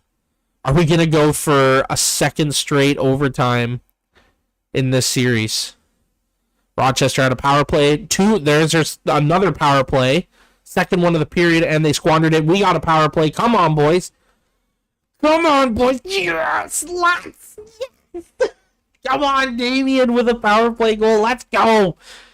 Oh my God, we got another power play? Okay, 4 minutes left, 3 minutes left. We are going to go in. We are going to watch this tie game right now. We are going to go see if we can pull this out again. Pull out some more magic. And we're going to see another tie game. What, dude, we're getting a lot of ties, man. Like, a lot of ties. This is like our third end of the game that we've already simmed, and we're going to see how we do here. So let's go, boys. 3 minutes, 55 seconds left. It is a tie game. Let's go. Go up 2-0 in this series, and then they'll be on the brink of elimination next game. If we can pull this out. Oh my good God. Okay. Nice. Nice, Wool. Good job, Wool. Yay. Good job, Wool. Good Lord, he got dummied. Absolutely dummied. Okay. So, okay, we got the big line. We got Tej, we got Damien. We're out. We got to get down to that offensive zone. Tej with the win. Oh my God, here we go. Damien Cook. Cook, my man. Oh! Yeah, put your head to the sky, man. You got robbed on that one. I did not expect Damien to actually pass that. He's a sniper. That probably even threw Havlet off. That's crazy. There we go. Come on. Tej wins the draw. Oh, God. Oh. Come on, come on, come on. Okay, they're rushing. He tried a little bit of a head shimmy there. Okay. Oh, there we go. Tej, you're going. Damien. Oh my God, trying to pants him. Emerson has said no. Okposo making... Oh, Damien with the poke. Okay. Stay on him. Oh, yes, Tej. Damien. Yes. Okay, 2-on-2. 2-on-2. Oh my God, just wanted to tee it. Brylan. Norlinder. Oh, he already got one in this game. He can get for friggin' number 2. Hepatiniemi. I can't pronounce his fucking name. It's just the weirdest name. Not even the friggin' broadcaster can pronounce it properly. Oh, nice block. Whoever that was, you just probably saved a goal. Come on, Brylan. Yeah, 20 seconds. It's one more rush, boys. Let's go. Damien. Oh, rocket buddy. Oh. Flurry. Nochev? Ooh, thank you, Wool. Stand. Oh, good lord. And for the second straight game in this series against the Americans, we are going back to overtime. Oh, heavens. We are out shooting them this time, though, pretty heavily. So that's interesting. So we are going to get back into this, and we are going to see who takes game 2 overtime. And we are home, so let us see here. Get right into it. Next goal wins. Come on, boys. Oh my god, Teach. That's a... Havlin just, like, friggin' froggered right on that. Friggin' Damien was sitting right there who could have just picked it up and just... Bang. Would have been a sure thing. Would have been a sure thing. Okay, so we got Damien, Teach. Come on, boys. Come on. Okay, stay back. Don't take any penalties for Christ's sakes. Not in overtime. Wool with the save.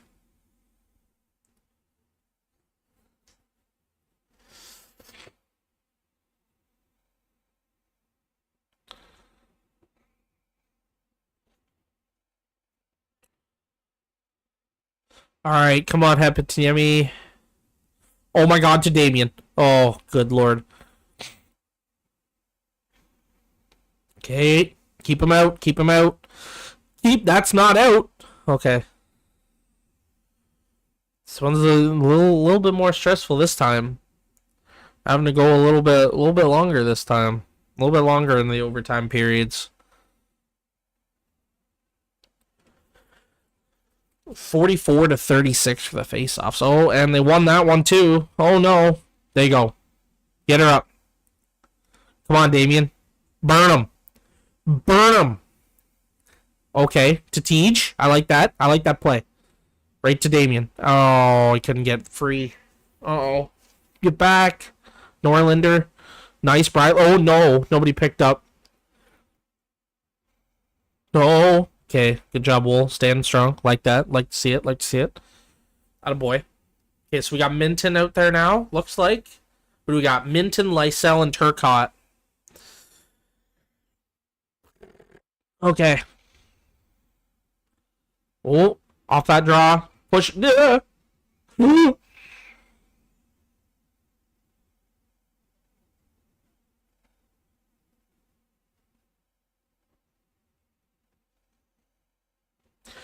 That was a pretty rough goal, boys. Wool, I'm not gonna lie, that one was kind of a softie. Not gonna lie, that one was pretty rough. All right, it's all right. Regroup. It is a 1-1 series currently right now, I think. Yep, 1-1. Same with Providence and all the other ones. There's only one that is actually 2-0 right now, so we're going to get into game 3. We're going to just sim this one right through. So we're going to see how we do in this right off the rip. Not even friggin' 15. Jesus. Not even freaking. We're not even 3 minutes into the game, and we're already up 2-0 from Charlie Camper and Braden Yeager. Amazing. And there's Noah Osterland putting them back within 1. Jesus, it looks like he scored that goal literally right on top of Bull. Like, the dude is, like, in our friggin' net. But, you know, won't argue with that. We're getting outshot pretty substantially, too, which is concerning. It looks like we're catching up now. All right, so after 1, it is 2-1 Whitby. Shots are 11-8 in favor of Rochester. So we'll get into the second period and see if Whitby can keep the lead or if Rochester will crawl their way back in to the game. Take a look here.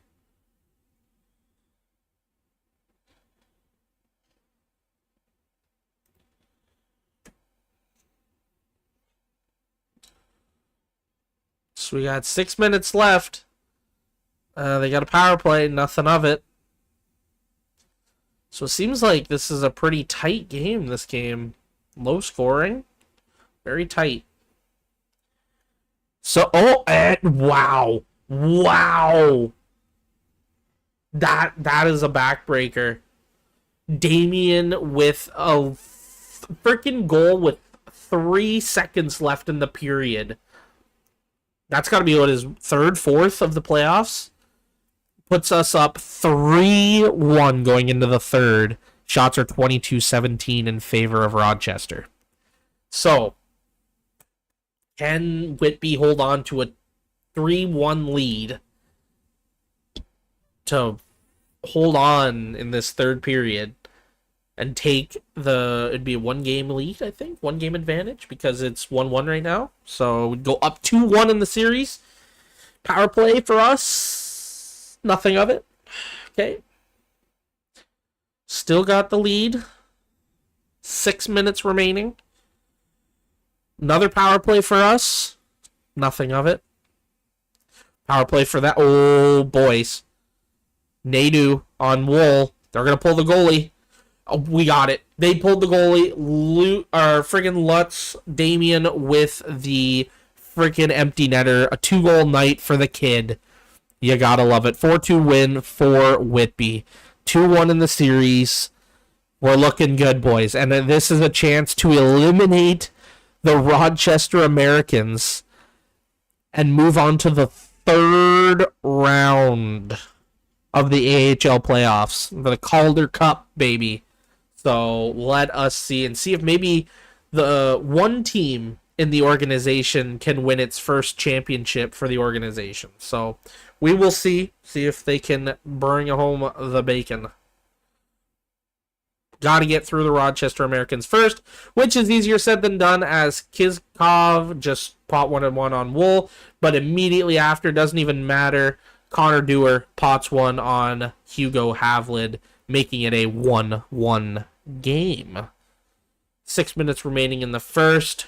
2-1 for Whitby as Matthias Norlander pots another one by Hugo Havlid. 5:22 remaining in the first when that goal goes in. And that is the end of the first. So at the end of the first, 2-1 lead for Whitby. Shots are 16-10 in favor of Whitby. So get into the second period and see if they can keep up the good momentum or streak here. Hopefully we can.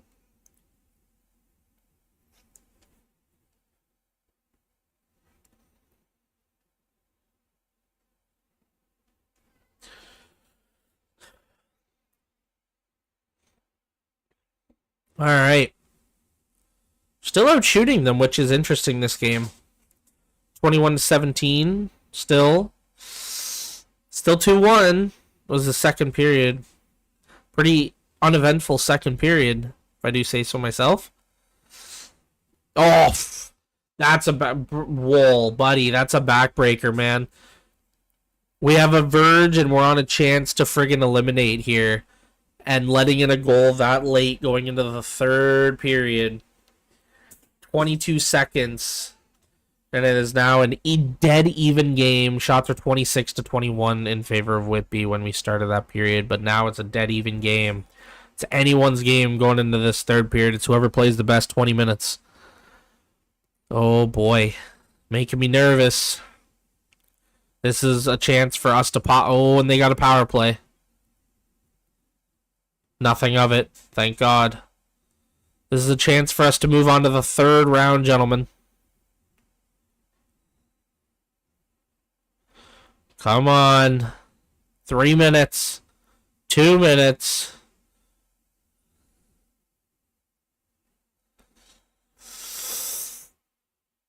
Alright, well, we are going into overtime. Again, for the third time this series. 3 out of the 4 games have gone to overtime. 35-34 of the shots in favor of Rochester.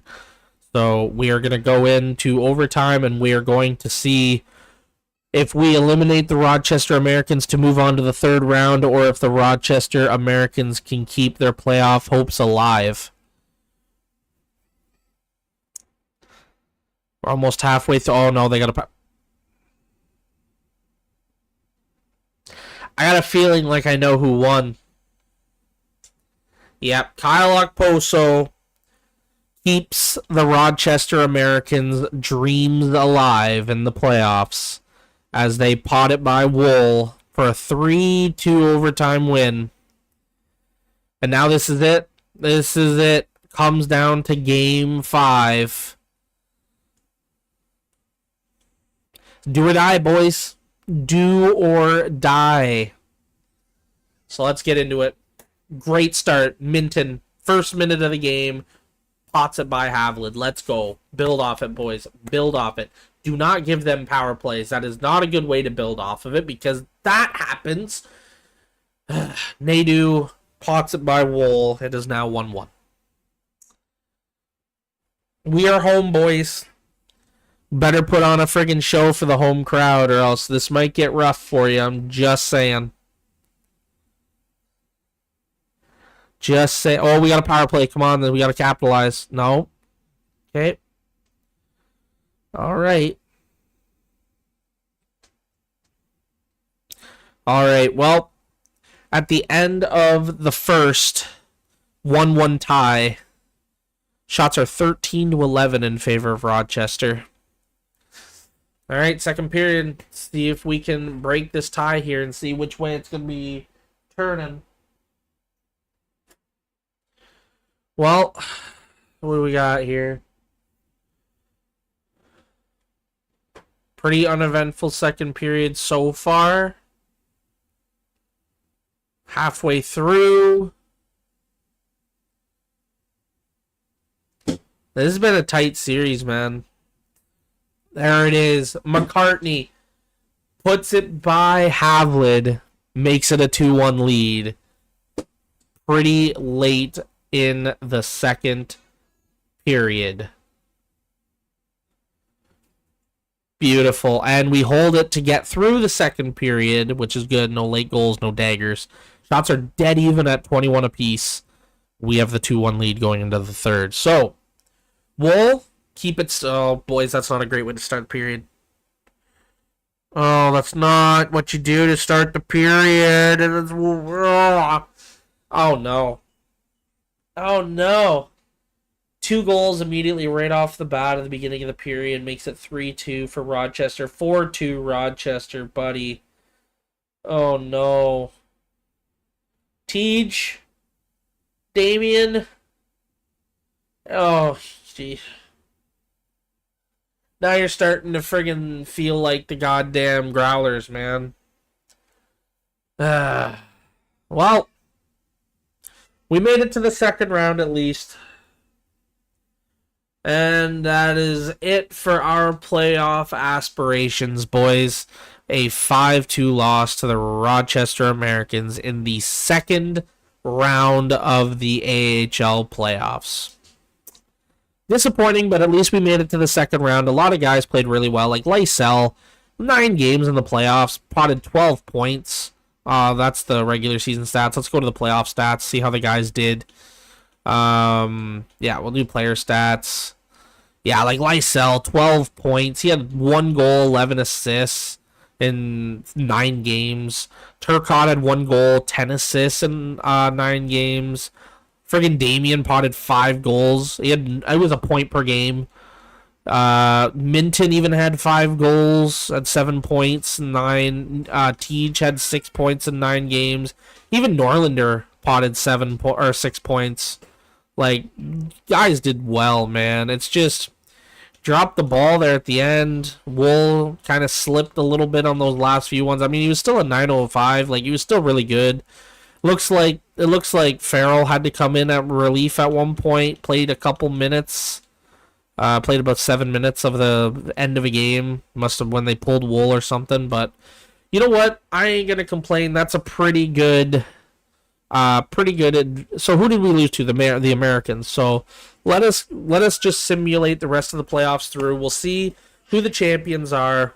We'll see who the Stanley Cup champions are, and we will also see who the Calder Cup champions are.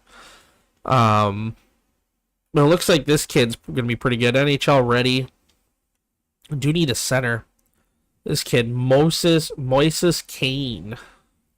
3 years. He's only a top 6, though. Huh. This kid looks like he's ready. What is he, a top... Damn. Right winger. He's a small little guy, but, you know, he could be... He says he's ready. This dude's NHL ready as well. Interesting. There's a couple of guys that are apparently NHL ready. So it looks like even if we get like a top 5 pick here, which we should because of how badly we finished, we could get a pretty good NHL ready player.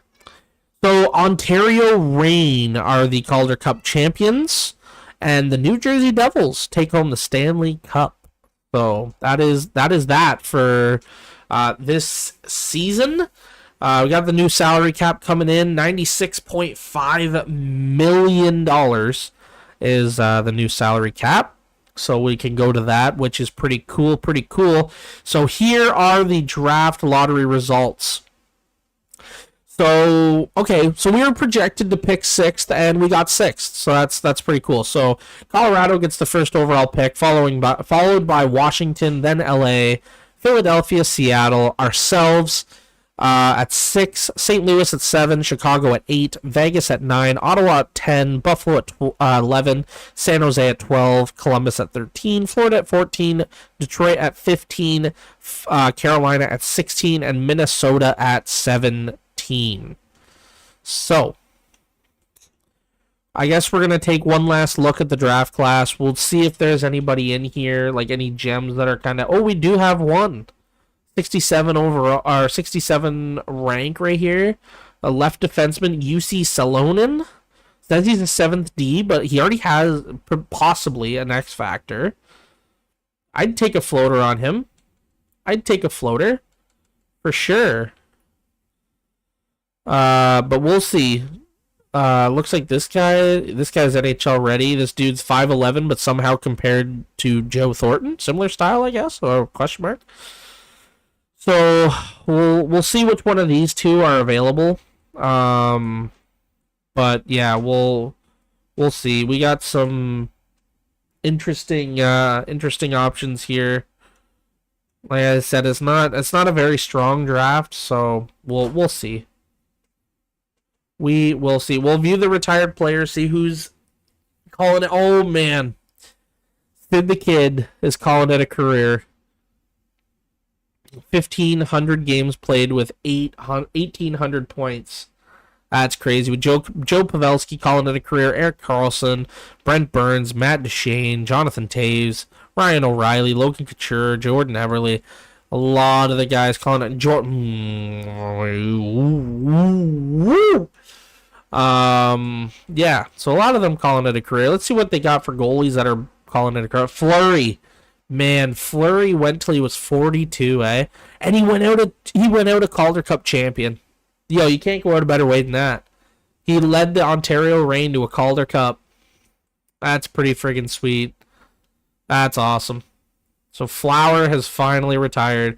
Ryan O'Reilly is now a coach for the Coyotes. Brent Burns in Carolina. Pavelski in the Stars. And Duchene for the Sharks. Nice. All right, do we have any coaches retire? Doesn't look like it. No. Okay. We don't need to be doing the draft, anything like that. All right, perfect. So we're going to quickly fly through the entry draft. We're going to get up to next season, and then we'll probably call it for the stream there. Because we've been going for almost 2 hours. So we'll see who Colorado takes first with their first overall pick. And they take Williams. Oh, wow. He's an 83 overall already right off the rip. Ooh-wee. Damn, he's going to be good right up there with Nathan McKinnon, isn't he? Holy. Ariel Williams. Damn, that dude's going to be good. All right, let's go to our pick. So we got Julian Wendt, who is an 81 left winger. G. Beret, who's an 80 left winger. T. Sharp, who is a right winger, and Garman, who's the defenseman. They're all 80s. So let's take a look and see who we got available. Looks like...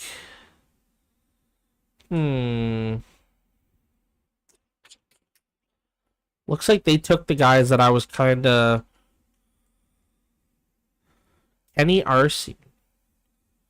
That's a D. And then this dude, also NHL ready. They're only top 4s, though. He's 3 years out. We'll go for a D. Let's go for this. I don't know if he's kind of a... Looks like he's a defense. He has possibly shut down, so I feel like he'd be good. We already have Rekis, who's our locked up left defenseman, so we don't need Kenny here. I'm going to take a floater and a flyer on this guy.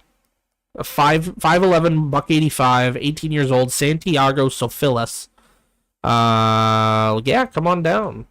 6th overall pick. Let's see how you do.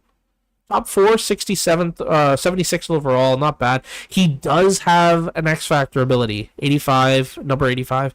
He has stick 'em up. So he's a great defense, but he's an offensive defenseman, but he's got a defensive Okay, I don't know how that makes sense, but we'll work with it. We'll work with it. He'll be definitely in the minors next year, for sure. Okay, and we do pick at 21 again, so we'll go to our 21st pick.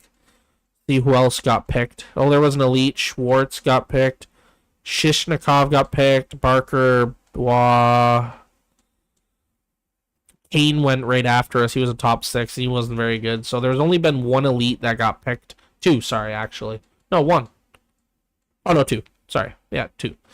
All right, so I think we should maybe... When's our next pick? If our next pick isn't for a while... 72. Yeah, so I'm going to take that gem now.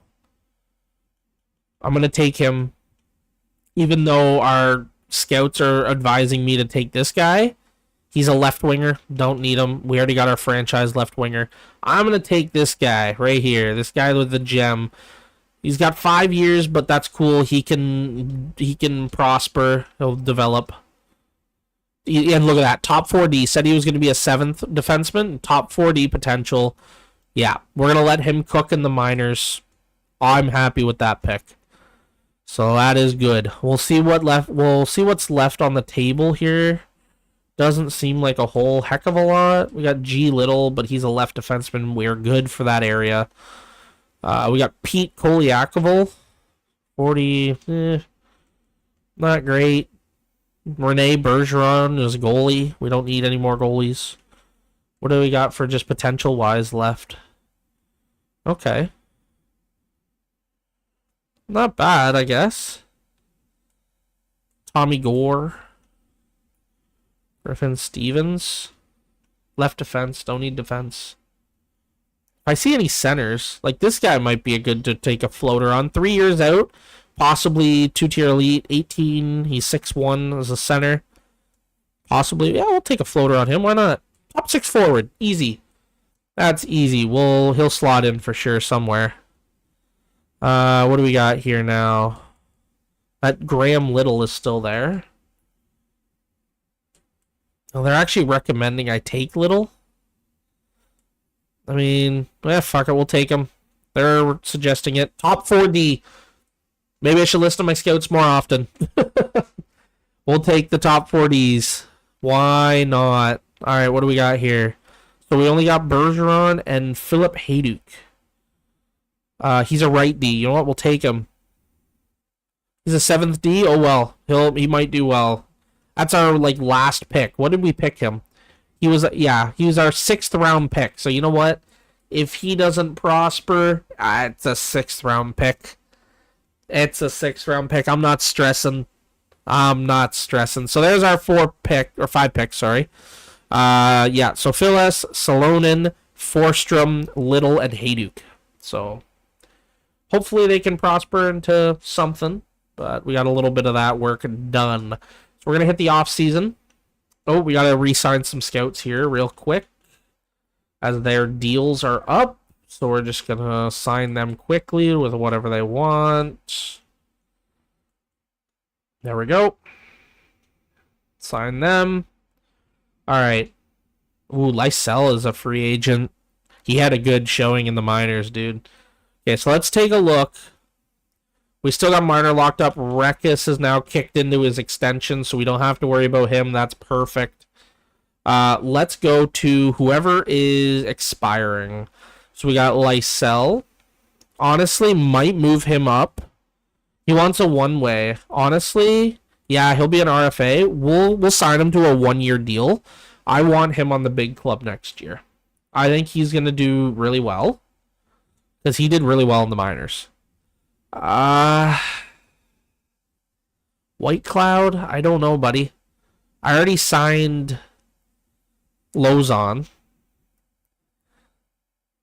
I'm going to sit on him for now. Sokolov, I don't think...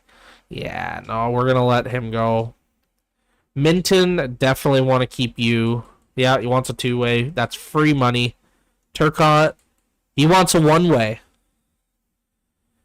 Okay. He's not interested in a 2-way. I'm going to qualify him. We're not sure there yet. Norlander, he wants a 1-way. Might have to part ways with Norlander. This kid, he wants a 2-way, so we'll sign him, I guess. Steves, he probably wants a 1-way. No, he wants a 2-way. He's a UFA. We'll offer him a 2-way. Just, yeah. McCartney, he wants probably a 2-way, but yeah, no, I'm gonna release him. Sorry, buddy. And then I don't. Is this a kid I drafted? Only a 59 still. 19 years old. Yeah, he's been playing the USA developmental program. 19 years old. Probably not, buddy. Sorry. I'll release him. Okay. So who do we got that's unsigned here? Okay, so Phyllis, you're gonna come in. You're our first overall pick. I want you on the minors. Same with Salonen, I think, as well. I'm gonna sign you as well. Borstrom, I might let you play another year in junior. Davidson, I might let you play another year in junior too. I don't think there's anybody else I really want to sign. Everybody else's overalls are pretty low for me. I don't really want to sign anybody. Okay, so let's check the goalies. How's our goalie situation? Okay, Evans needs a deal. Alright, so we're going to have to bring him in. I'm almost wondering if we move on from Wool and make Farrell. He's the minor starting goalie. Yeah, so we're going to have to make Farrell the starter because he's going to have to get given the net next year. I think Wool we're going to have to maybe flip in a deal. I think we might have to get rid of Wool. And I know Liam is not going to like that, but we're going to do it anyways. Because I think he's overstayed his welcome. He's been a huge part of the team, but I think he's overstayed his welcome. Okay, so that's our... Okay, so we got Lysell locked up. That's good. Steves did not want to sign. That's okay. We got Goudon. We got Minton. We got Sophilus signed, and Javon Evans has now signed. UC Salonen has signed as well. Perfect. Okay, so Steves... sorry, buddy, if you do not want to accept that deal, I am not paying you more money. So if you do not want to sign, then bye-bye. Might just I just might go to free agency like that. I already got Turcotte qualified, so we're just gonna go to free agency. All right. We got quite a bit of contracts. Also, I'm going to go to our coaches here. I'm going to fire our head coach. Yeah, fire. And I think I'm going to do the defenseman as well because that didn't work out very well for us. So there we go. We need a head coach and we need an assistant coach. Or associate coach, sorry. So who do we got? Wants $5 million. For this A-plus coach. But I mean, dude, he's almost like straight across the board. Team fit, he's 57% for our team. I don't know if I could try to get him. I could try. I think it's just, I could offer him all the money in the world, but I don't think I'm going to have the budget to sign him. I don't think Associate? Who do we got for associate? Somebody who's cheap. All associates are pretty friggin' pricey, wanting a lot of money. Need a defenseman. How about this guy? Need one for that's a good penalty kill. Yeah, he's pretty good for the penalty kill. Okay, you know what? I'm just gonna wait on the associate coach. I want to see if this head coach is gonna sign first, but we'll take a gander at that after. But here are the people who have made it through to UFA. So it looks like Brady Tkachuk is a UFA, and so is Victor Hedman. 12.8 million. He wants 2 years. JT Compher, you're an 87, but you're only a top 6 forward, and you're demanding 12.2. You are out of your mind. Brady Tkachuk is below you at 10.9 and is way better than you and younger.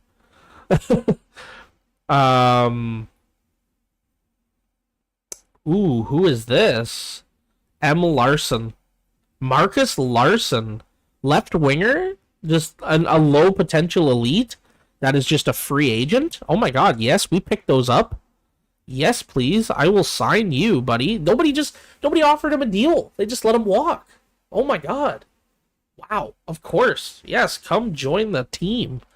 What is this, Dylan Holloway? Yeah, he's here. He could be a good cheap option. Who's this? Daniel Gushin. Anyway,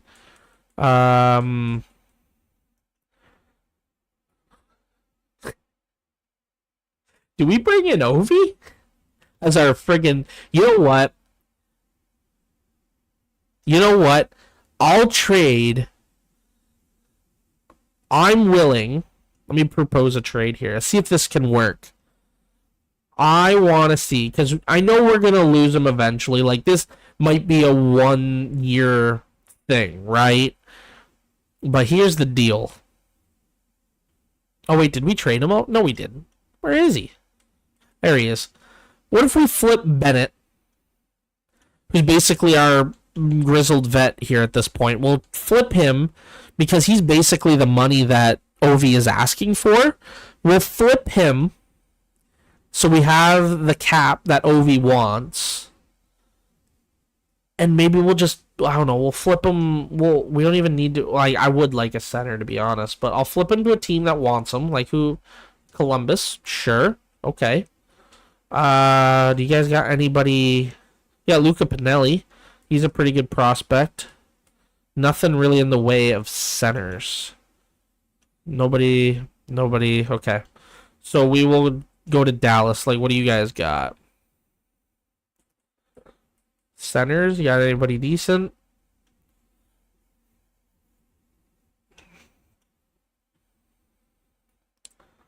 Who's this guy? Adam Nodvancy? Sniper? Top 6?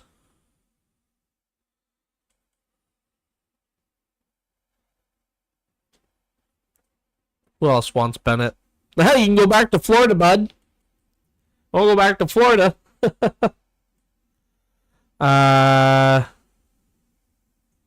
You know what? I'll take Luke Misa.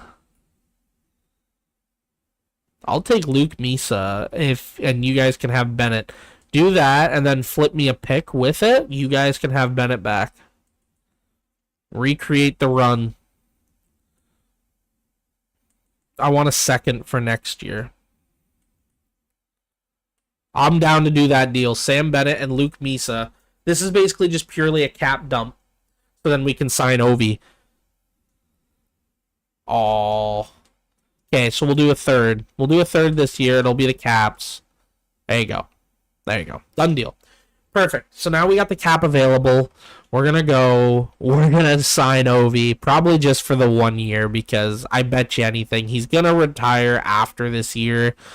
But having somebody, what I want to do is have Ovi on the team and have Damien, because he's going to be up on the team after the summer, having Ovechkin and Damien on the same team, two of probably going to be the future best, having the best sniper with the future best sniper that's going to be coming into the league. It's going to be perfect. So we're going to do. I can try for 2 years. I'll do 2 years, Ovi. How about that? 2 years, and I'll do you 5 mil per for 2 years. How's that? I hope he takes it. I dropped the money a little bit because it is over 2 years, but I'm hoping he takes it. What do we got for goalie wise? Oh my good lord, Vasilevsky is available? No, that's. Oh my god, he is. He's 32. He wants 4 years at 9.9. Damn, dude. Oh my god, Levi's available. Oh my god, yo, I'm snagging Levi, bro. Get him 5 years. He's also an elite. I'll give him 1.95 for 5 years. Easy, all over. Dude! Okay, yeah. Wool is gone. Wool, just consider Wool gone. He is now friggin' out of here. Oh my god, there's Havlid, who literally shut us out. Hugo Havlid, or who friggin' destroyed us with Rochester.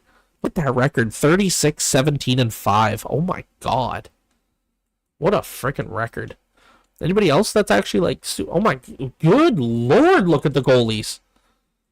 You got some elites in here. Oh my god, Hildby's here. Oh my god, do I take Hild? He's 6'7", bro. Oh. Who's Nystrom? Chase Nystrom. Interesting. Elite overall medium potential. He's only 63. He's not. This kid, Maxwell Fletcher, 2nd round. He's 6'2". He's 19 years old. He's already a 72. But I want Levi, man. He's 25. He's in his prime.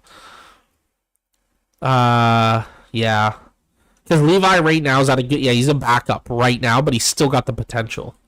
So I like that. Hildeby, I almost want to sign him just for the minors. Ooh. What do you want? He wants a one-way.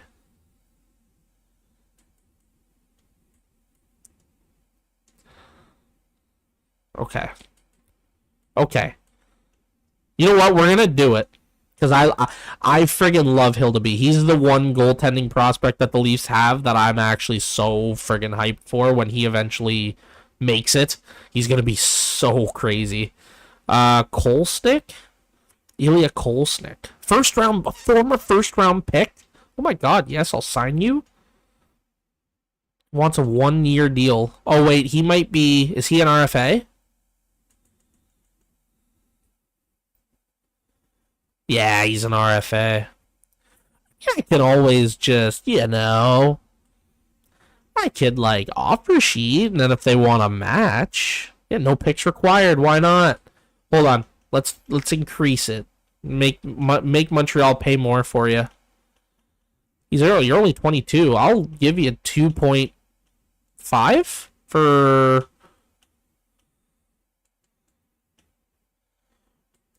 There you go. Okay.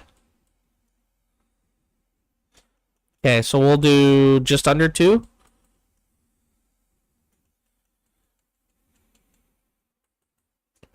It was just about to let me do it. There we go. Let's do it. 1.5. If he actually takes it, dude, if I could get him, that'd be nuts. Aiden Gooley is here as well. Oh my god. What is he? He's a left? Just make Montreal sign all their guys.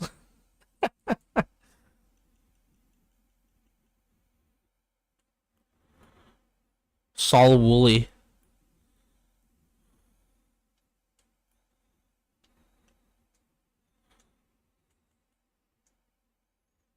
Couldn't get him.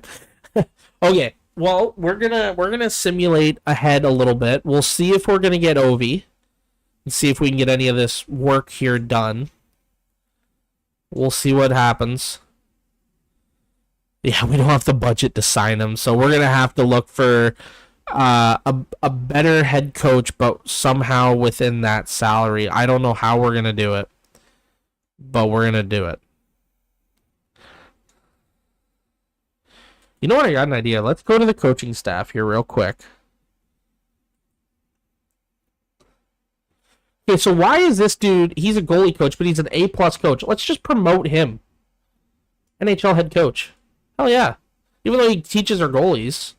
There we go. Now we got way more. How good are you? Oh, let's put you up to... We're going to promote you to associate. There we go. So now we're going to now we just got to hire for our AHL, which is much more doable. They won't want a lot of money. Perfect. I like that. Good move. Good move. I like that. Decline.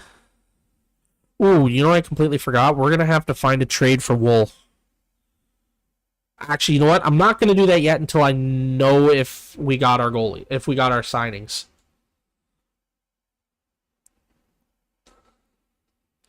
Okay, so Caden Gooley accepted our offer. But Montreal can match. Oh, we got Devin Levi. That is huge.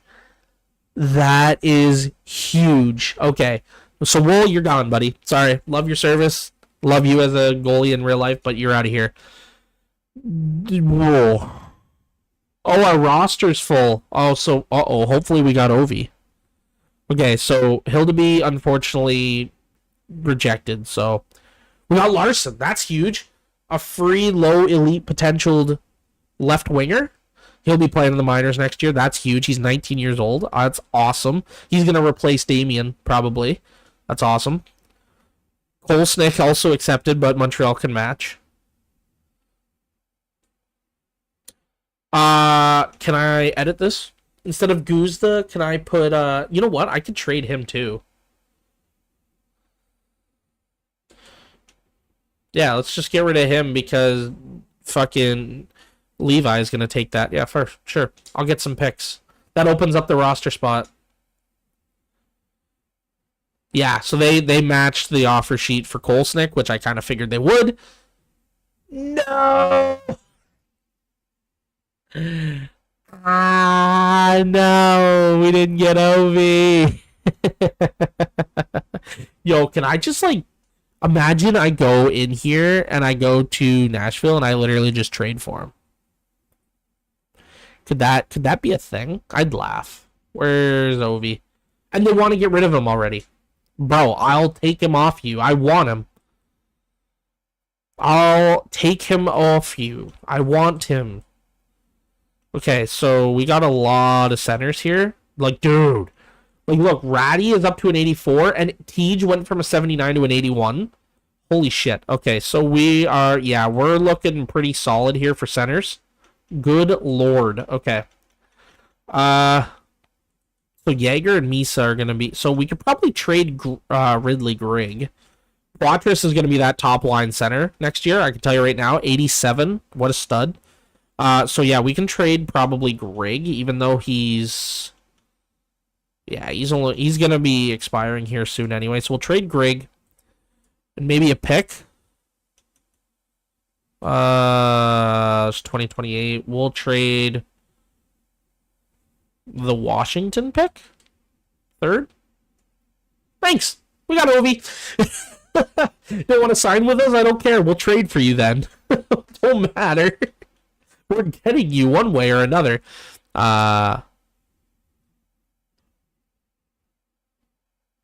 my god, it actually worked. This might be the first time in my entire freaking life I just successfully did an offer sheet in franchise mode. The Montreal Canadiens have decided that they are not willing to match your offer of 1.625 for Caden Gooley. Oh my god, we just got Caden Gooley for 1.6. That is crazy. How do you not offer sheet Caden Gooley? Dude, oh my god. You know what? We'll trade Dewar too. We'll get some more picks back. Dewar needs to go. The older guys need to get out. We got a lot of young kids coming in. I love it. Dude, what? I'm still so hung up with that. What? That's crazy. The fact that we even just got... Okay, so Turcotte, we qualified him. We just gave him a 1 year. Oh, Pavel Zacha goes to Colorado. Calgary gets a second-round pick 2028, a third-round pick 2028, and Dan Vladar, the goalie. Okay. Not doing any more trades. We got who I was aiming to get, so a lot of this is mainly just going to be a lot of development, so where you can just go through all of these. I'm not interested. No, want to keep my picks. I traded some of the older players like Dewar. Love Dewar, but sorry, buddy. We have new, younger talent coming up, and you got to out with the old and in with the new, as harsh as that is. But we got some picks for you, so is what it is. Here we go. Owner expectations, yep. Perfect. So we're going to edit the lines. We're going to see how we're doing here after the season. Good. Oh, my heavens. Dude, okay, just in case you guys can't see this because of my webcam, your eyes aren't deceiving you. That is an 88. If you remember anything from watching this literal last episode, Lutz was an 81 at the end of the playoffs. Dude, what? He went up 7 overalls over the summer. Holy shit! That is insane! Oh my god. Okay, so here's the squad. He should be a first line forward. But, okay, we're going to start him on the second line. Dude, Ovi's on the third line. That is criminal. Alright, so we're gonna head coach preferred. Yeah, okay, so he's got the lines already. Okay, so we got Tej making the fourth. So here's the lines for this upcoming year. William Eklund, 89 overall, with Matthew Poitras at 87 and Mitchell Marner at 94, with a fucking +5 overall chemistry boost.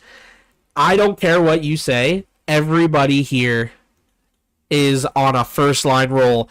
What we set out to do at the beginning, at the end of that last season, when I said that we needed that first line center to play with those wingers, Poitras has now grown into it like I thought he would. So this is perfect. He's 23 and already an 87. Perfect. And then we got Lutz up here, Damian Lutz, and an 88 overall on the second line. I guarantee you halfway through the year, if this dude pops off, he's going to be taking over for William Eklund. We might even slide Eklund into the center and then have an 87 Poitras. And oh my god, dude, the line combinations here could be ridiculous. So we got Lutz at currently for now left wing second line with Atu Radi, who's made a big jump to an 84, which is perfect, centering the second line with Tyson Forster on the right, still on the second line here. Our right side is getting a little weak, so that's slightly concerning. And then we got the Great Eight on our left wing third line with Cole Perfetti and Arthur Kaliev. So Cole Perfetti took actually a little bit of a step back over the summer, dropped to an 84, so that's not great. And then our fourth line here, you got the kid line. This is great to see. Jake Neighbors, who was here last year, still here. Tej Aginla, though, going up to an 82 after the great run that we had in Whitby over the playoffs. And also Fabian Lysell as well, getting that opportunity on the fourth line with the big club. So that's good to see for those two guys. I love that. We're going to check out the decor here. So, interesting setup here. Interesting setup I see we're going with. So we got Quincy Rekas, of course, the main man. With Jacob Chikrin still, that the top pair, that ain't changing. +3 overall in the line chemistry, gotta love it. Thomas Harley and Jesper Boquist still. This is actually not a negative anymore in the line chemistry, so that's good. Actually, Harley even went up in overall, so that's crazy. He's an 86 now. And we got Caden Gooley with Olin Zellweger. Not sure how I feel about this combo because I think they're both okay. Caden Gooley's a two-way defender where Olin Zellweger is an offensive. So we'll see. We'll run with it. We'll see how that goes. But I'm interested to see how that works out. So, and then we'll check out the goalies. Askarov, who actually took a step back last year. That not good. He was an 89, has now dropped. Although he did pick up another X Factor, so now he's got post-to-post, butterfly effect, and X-ray. So he is now an 87. And then, but now we got insurance this year. Off-season, free agency, we got insurance. We got Devin Levi signed for 5 years at 1.95. That is a criminal deal. That is such a good deal for us. So good. He's an 83. He's still got potential to grow, and he's a backup goalie right now. So those two tandeming, it's going to be great. It's going to be fantastic. They're both 25, so I'm expecting goaltending to not be an issue this year. I really hope it isn't. So we're going to check out the minor league team, see how we're doing down here. We're just going to head coach preferred lines, of course. Perfect. So here are the lines of what we're going to be going with for the minors this year. So we got Antonio Strange is actually jumping from the 4th to the 1st line this year. So you can tell we're a little bit lighter down here than last year. With Fraser Minton still rocking the top line and still holding it down here. And Hepatniemi down here as well. He's exact now, but, you know, Minton still could grow. With our second line, which is a big switch up, we got Alex Turcotte playing the left now, with Luke Miza, our newly trade piece, on the second line center, with Philippe Mazar, who actually we traded at the deadline with. So these two new guys will be fitting in here, second line, seeing how these guys gel together. You got a two-way forward, a playmaker, and another playmaker. So that'll be interesting to see how those three play together. Third line, you got Cedric Gaudon, Guindon. I don't know. I'm going to fuck up his name. And then with Braden Yeager centering now, which is perfect because I messed up when I traded too many D away, and he was actually playing defense during that run, so that wasn't good. But now he's in his proper position playing third line center with Easton Cowan on the right. So that's huge. And then down on the fourth line, we got Marcus Larson, this low elite that we signed in the free agency. So we're gonna start him off on the fourth, see how he goes, get him introduced to the team. We got Max Curran, who we drafted, I believe, second round, 71 overall, with Henrik Zetterberg, who came in at the end of last season after the trade deadline, got a few games in, so he's gonna be starting this year on the fourth line, full season. And then we got our defensive side. We got Sebastian Sonny with Sergei Brylin. Interesting go here. And then we're going to have to Boris Fedorov, which is a center. We got no D down here, so we're going to have to trade some sort of our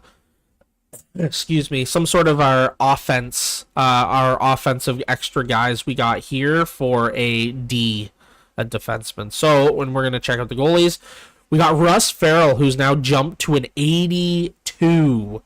And then we got Joe Wall here as well, but we're going to be trading him. So yeah, it won't be that big a deal because we got Evans here, who's going to be the backup.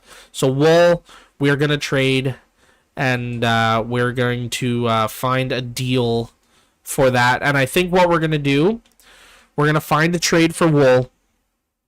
And I know what we're going to do. So we're actually going to go to goalies. We got Wool, who's all the way down here.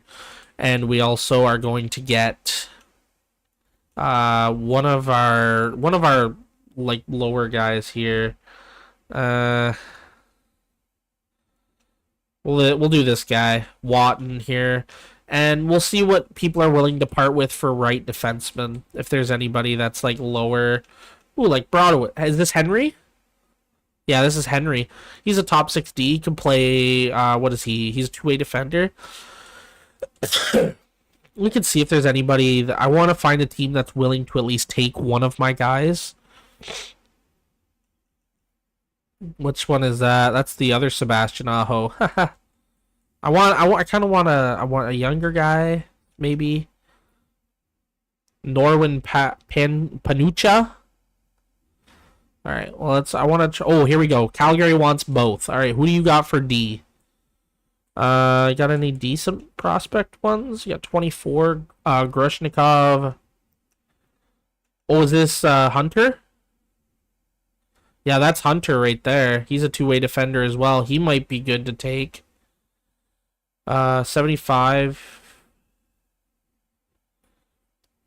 Let's go with Morin as well. We'll go with him. And then just maybe a very high pick, maybe. And you guys can have, yeah, just give me like a 7th. There you go. You get Wool and Watton for Brzozowicz and 7th. Beautiful. That's that other defenseman that we needed. So now we can go to our minors and we can get Fedorov out of there. So then, you know, we don't have a center playing defenseman because we made that mistake last time. Oh, now we have Curran in here. Wait, what? Did we change lines? Hold on. Oh, yeah, we got Fedorov now playing center over here. So we're going to head coach prefer lines. There we go. Now Curran's back. And we go over to here. Oh, Fedorov's still playing D. Dude, what are you doing? Oh, did it put... It must have put... roster moves. It must have put Brzozowicz up on the main roster, which I do not. Yeah, he's up here. I want to send him down. Sorry, buddy, but need you down there. Should I? Oh, see, here's the thing. I think I might trade Boquist as well because I want Lozon in the lineup. Yeah. Okay. So I'm gonna trade. Okay. So we're gonna just go edit lines real quick. So then that guy's in there. Then we're gonna end this because we've been going for quite a while. So we're gonna get that done. We're gonna go defense. We're gonna head coach prefer lines. There we go. Now we got it set up better. So we got Hunter Brzozowicz with Sergei Brylin, Charlie Camper with Sebastian Sonny, UC Salonen with Keaton Downhuck. There we go. Now we got all defense back here, so that is good. Now let's see what if they decided to keep. Oh yeah, they did keep Curran. Okay, all right, perfect, good to go. All right, so now I'm just gonna quickly look for a possibly. I'm gonna see if I can what I can get for Boquist. He's got a decent amount of trade value. Yeah, he's exact now. So we'll see what I can get. Who wants him? You guys have any left defensemen that you're wanting to get rid of? Like, that's a prospect, maybe, that's gonna, like, come up, but he's gonna be, like, decent. Top 6, nothing great. Ooh, who's at 82? Oh, no, I was looking at the wrong one, I think. Yeah, Vinny Heinola. Caps? Who do you got? Yeah, Jake Bean. No real prospects, eh? Looking for any sort of prospects that can play in the minors, because I'll need an extra set of D, or I'll need at least an extra D in the minors. Oh, who's that? He's not signed yet. Ooh, he's an elite low. Yeah, they'll be over the cap, so I'll take some cap from Vancouver. I'll take Susie. He's 3 mil. There you go. How's that? He's only got 1 year left, so Susie will be off the cap. He's there in case anybody gets injured. He can go in. But this is the guy that I'm wanting right here, Ashton McLean. Yeah, that's who I'm wanting. And I'll sign him for a deal. Beautiful. There it is. So now if I go to view my contracts, can I offer him a contract now? Or do I have to wait?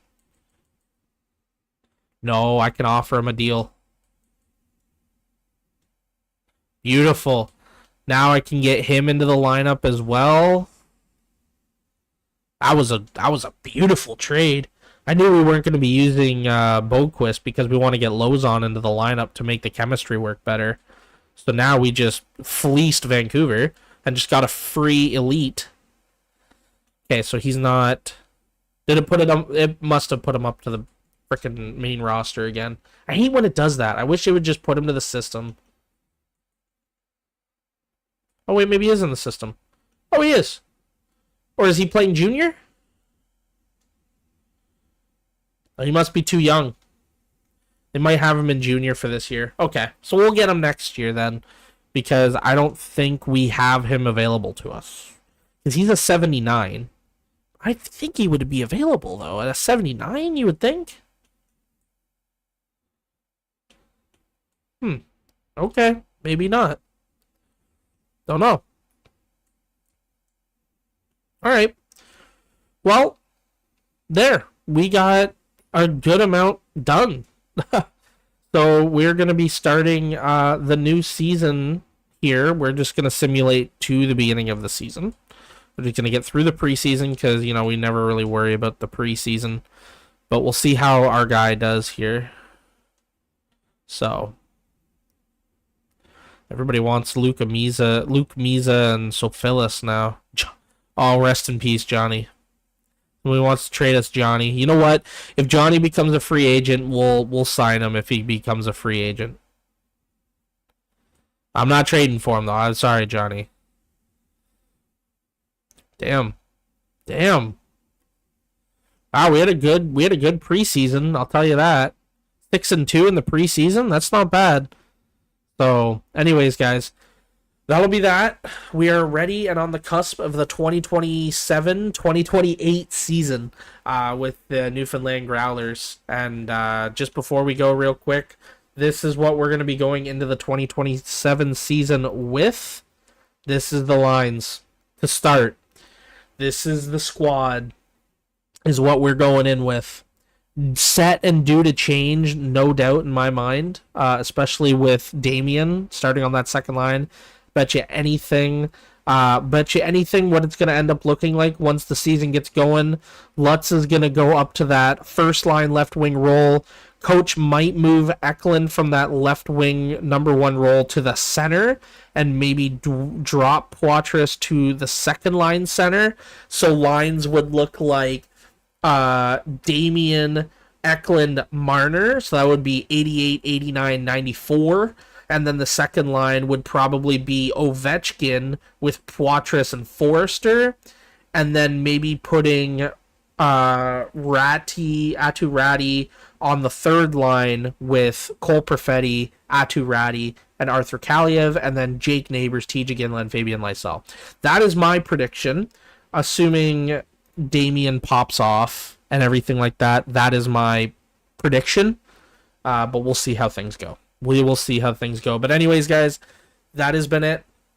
I promise we are done. We are good here. We are on the cusp of next season. But, you know, this was a good episode. We got some playoff games in. We got a lot of watching on the playoff games as well. We got a lot on Whitby. It was actually a highlight on the minor team for this episode mainly. So, yeah, good episode. We'll be back next weekend. Possibly at some point. It might be just after the weekend. I'll let you guys know. So make sure you guys follow my Twitter. Link for that is in the description below on this stream. It should be in there. As well as it should just pop up or anything like that somewhere on the screen. But you'll mainly find it down in the description. To be down in there. Make sure you're following me on Twitter because I usually post relatively a few hours before I go live. On all my updates usually come out there, or my Facebook. If you like my if you have a Facebook or anything like that, my Facebook page is also down in the description as well. So if you go like that, give it a follow, and it'll get all my posts and updates and stuff on there as well for when I go live or anything like when a new video is posted or anything like that, because I know YouTube can be weird sometimes, and, you know, drop boxes and postings and stuff like that. So make sure you're following me on those social medias because that's where I usually tend to update the most. But yeah, as of right now, I'll try to aim for the weekend, but I know next weekend for myself with the family is a little busy, so might be maybe next week, or might be just before the weekend. I don't know. We're going to have to do some finagling, but like I said, follow those social medias because I will be posting out the day a few hours before I do end up going live, so you don't want to miss anything. But then, like I said, these will all be posted afterwards. There is a playlist on my channel that is strictly for the NHL Newfoundland Growlers franchise mode. It is all there in episode form from 1 to 5 where we are now, of all of them posted of the previous stream. So if you want to go watch them back, anything like that, they're all there in the playlist. But then, yeah, I think that's it. Thank you guys for stopping by, watching, anything like that. Also remember, Dubby, The rest of September, you got like half the month left to capitalize on that 20%. Use code Astenz, ASTENZ, for your cart at checkout for whatever you're buying. Maybe you're getting a nice new book bag for school. You know, school just starting. Maybe you want a new book bag, or you've already ruined yours or lost it or something. Dubby has those. Go and buy yourself a nice one from Dubby. Maybe you want a cool new shirt. Maybe you want a hat. I know I'm going to be getting a hat soon. Or if you want their formula, like what I'm drinking here, like the mystery flavor, which is a very good flavor, actually, by the way. I didn't think I'd like it. I was kind of hesitant or a little bit weird on how it would actually taste, but good flavor. So that's it. If you want it, get it now while you can. Probably won't be another better deal for the rest of the year. 20% off on Dubby using Astenz, ASTENZ, at checkout. So anyways, guys, that's been it. Thank you so much for coming out. And yeah, I will see you guys in the next stream, whenever that is. Don't know if it'll be next weekend. It might be before the weekend, but I will let you know. Follow my socials, and I'll see you then.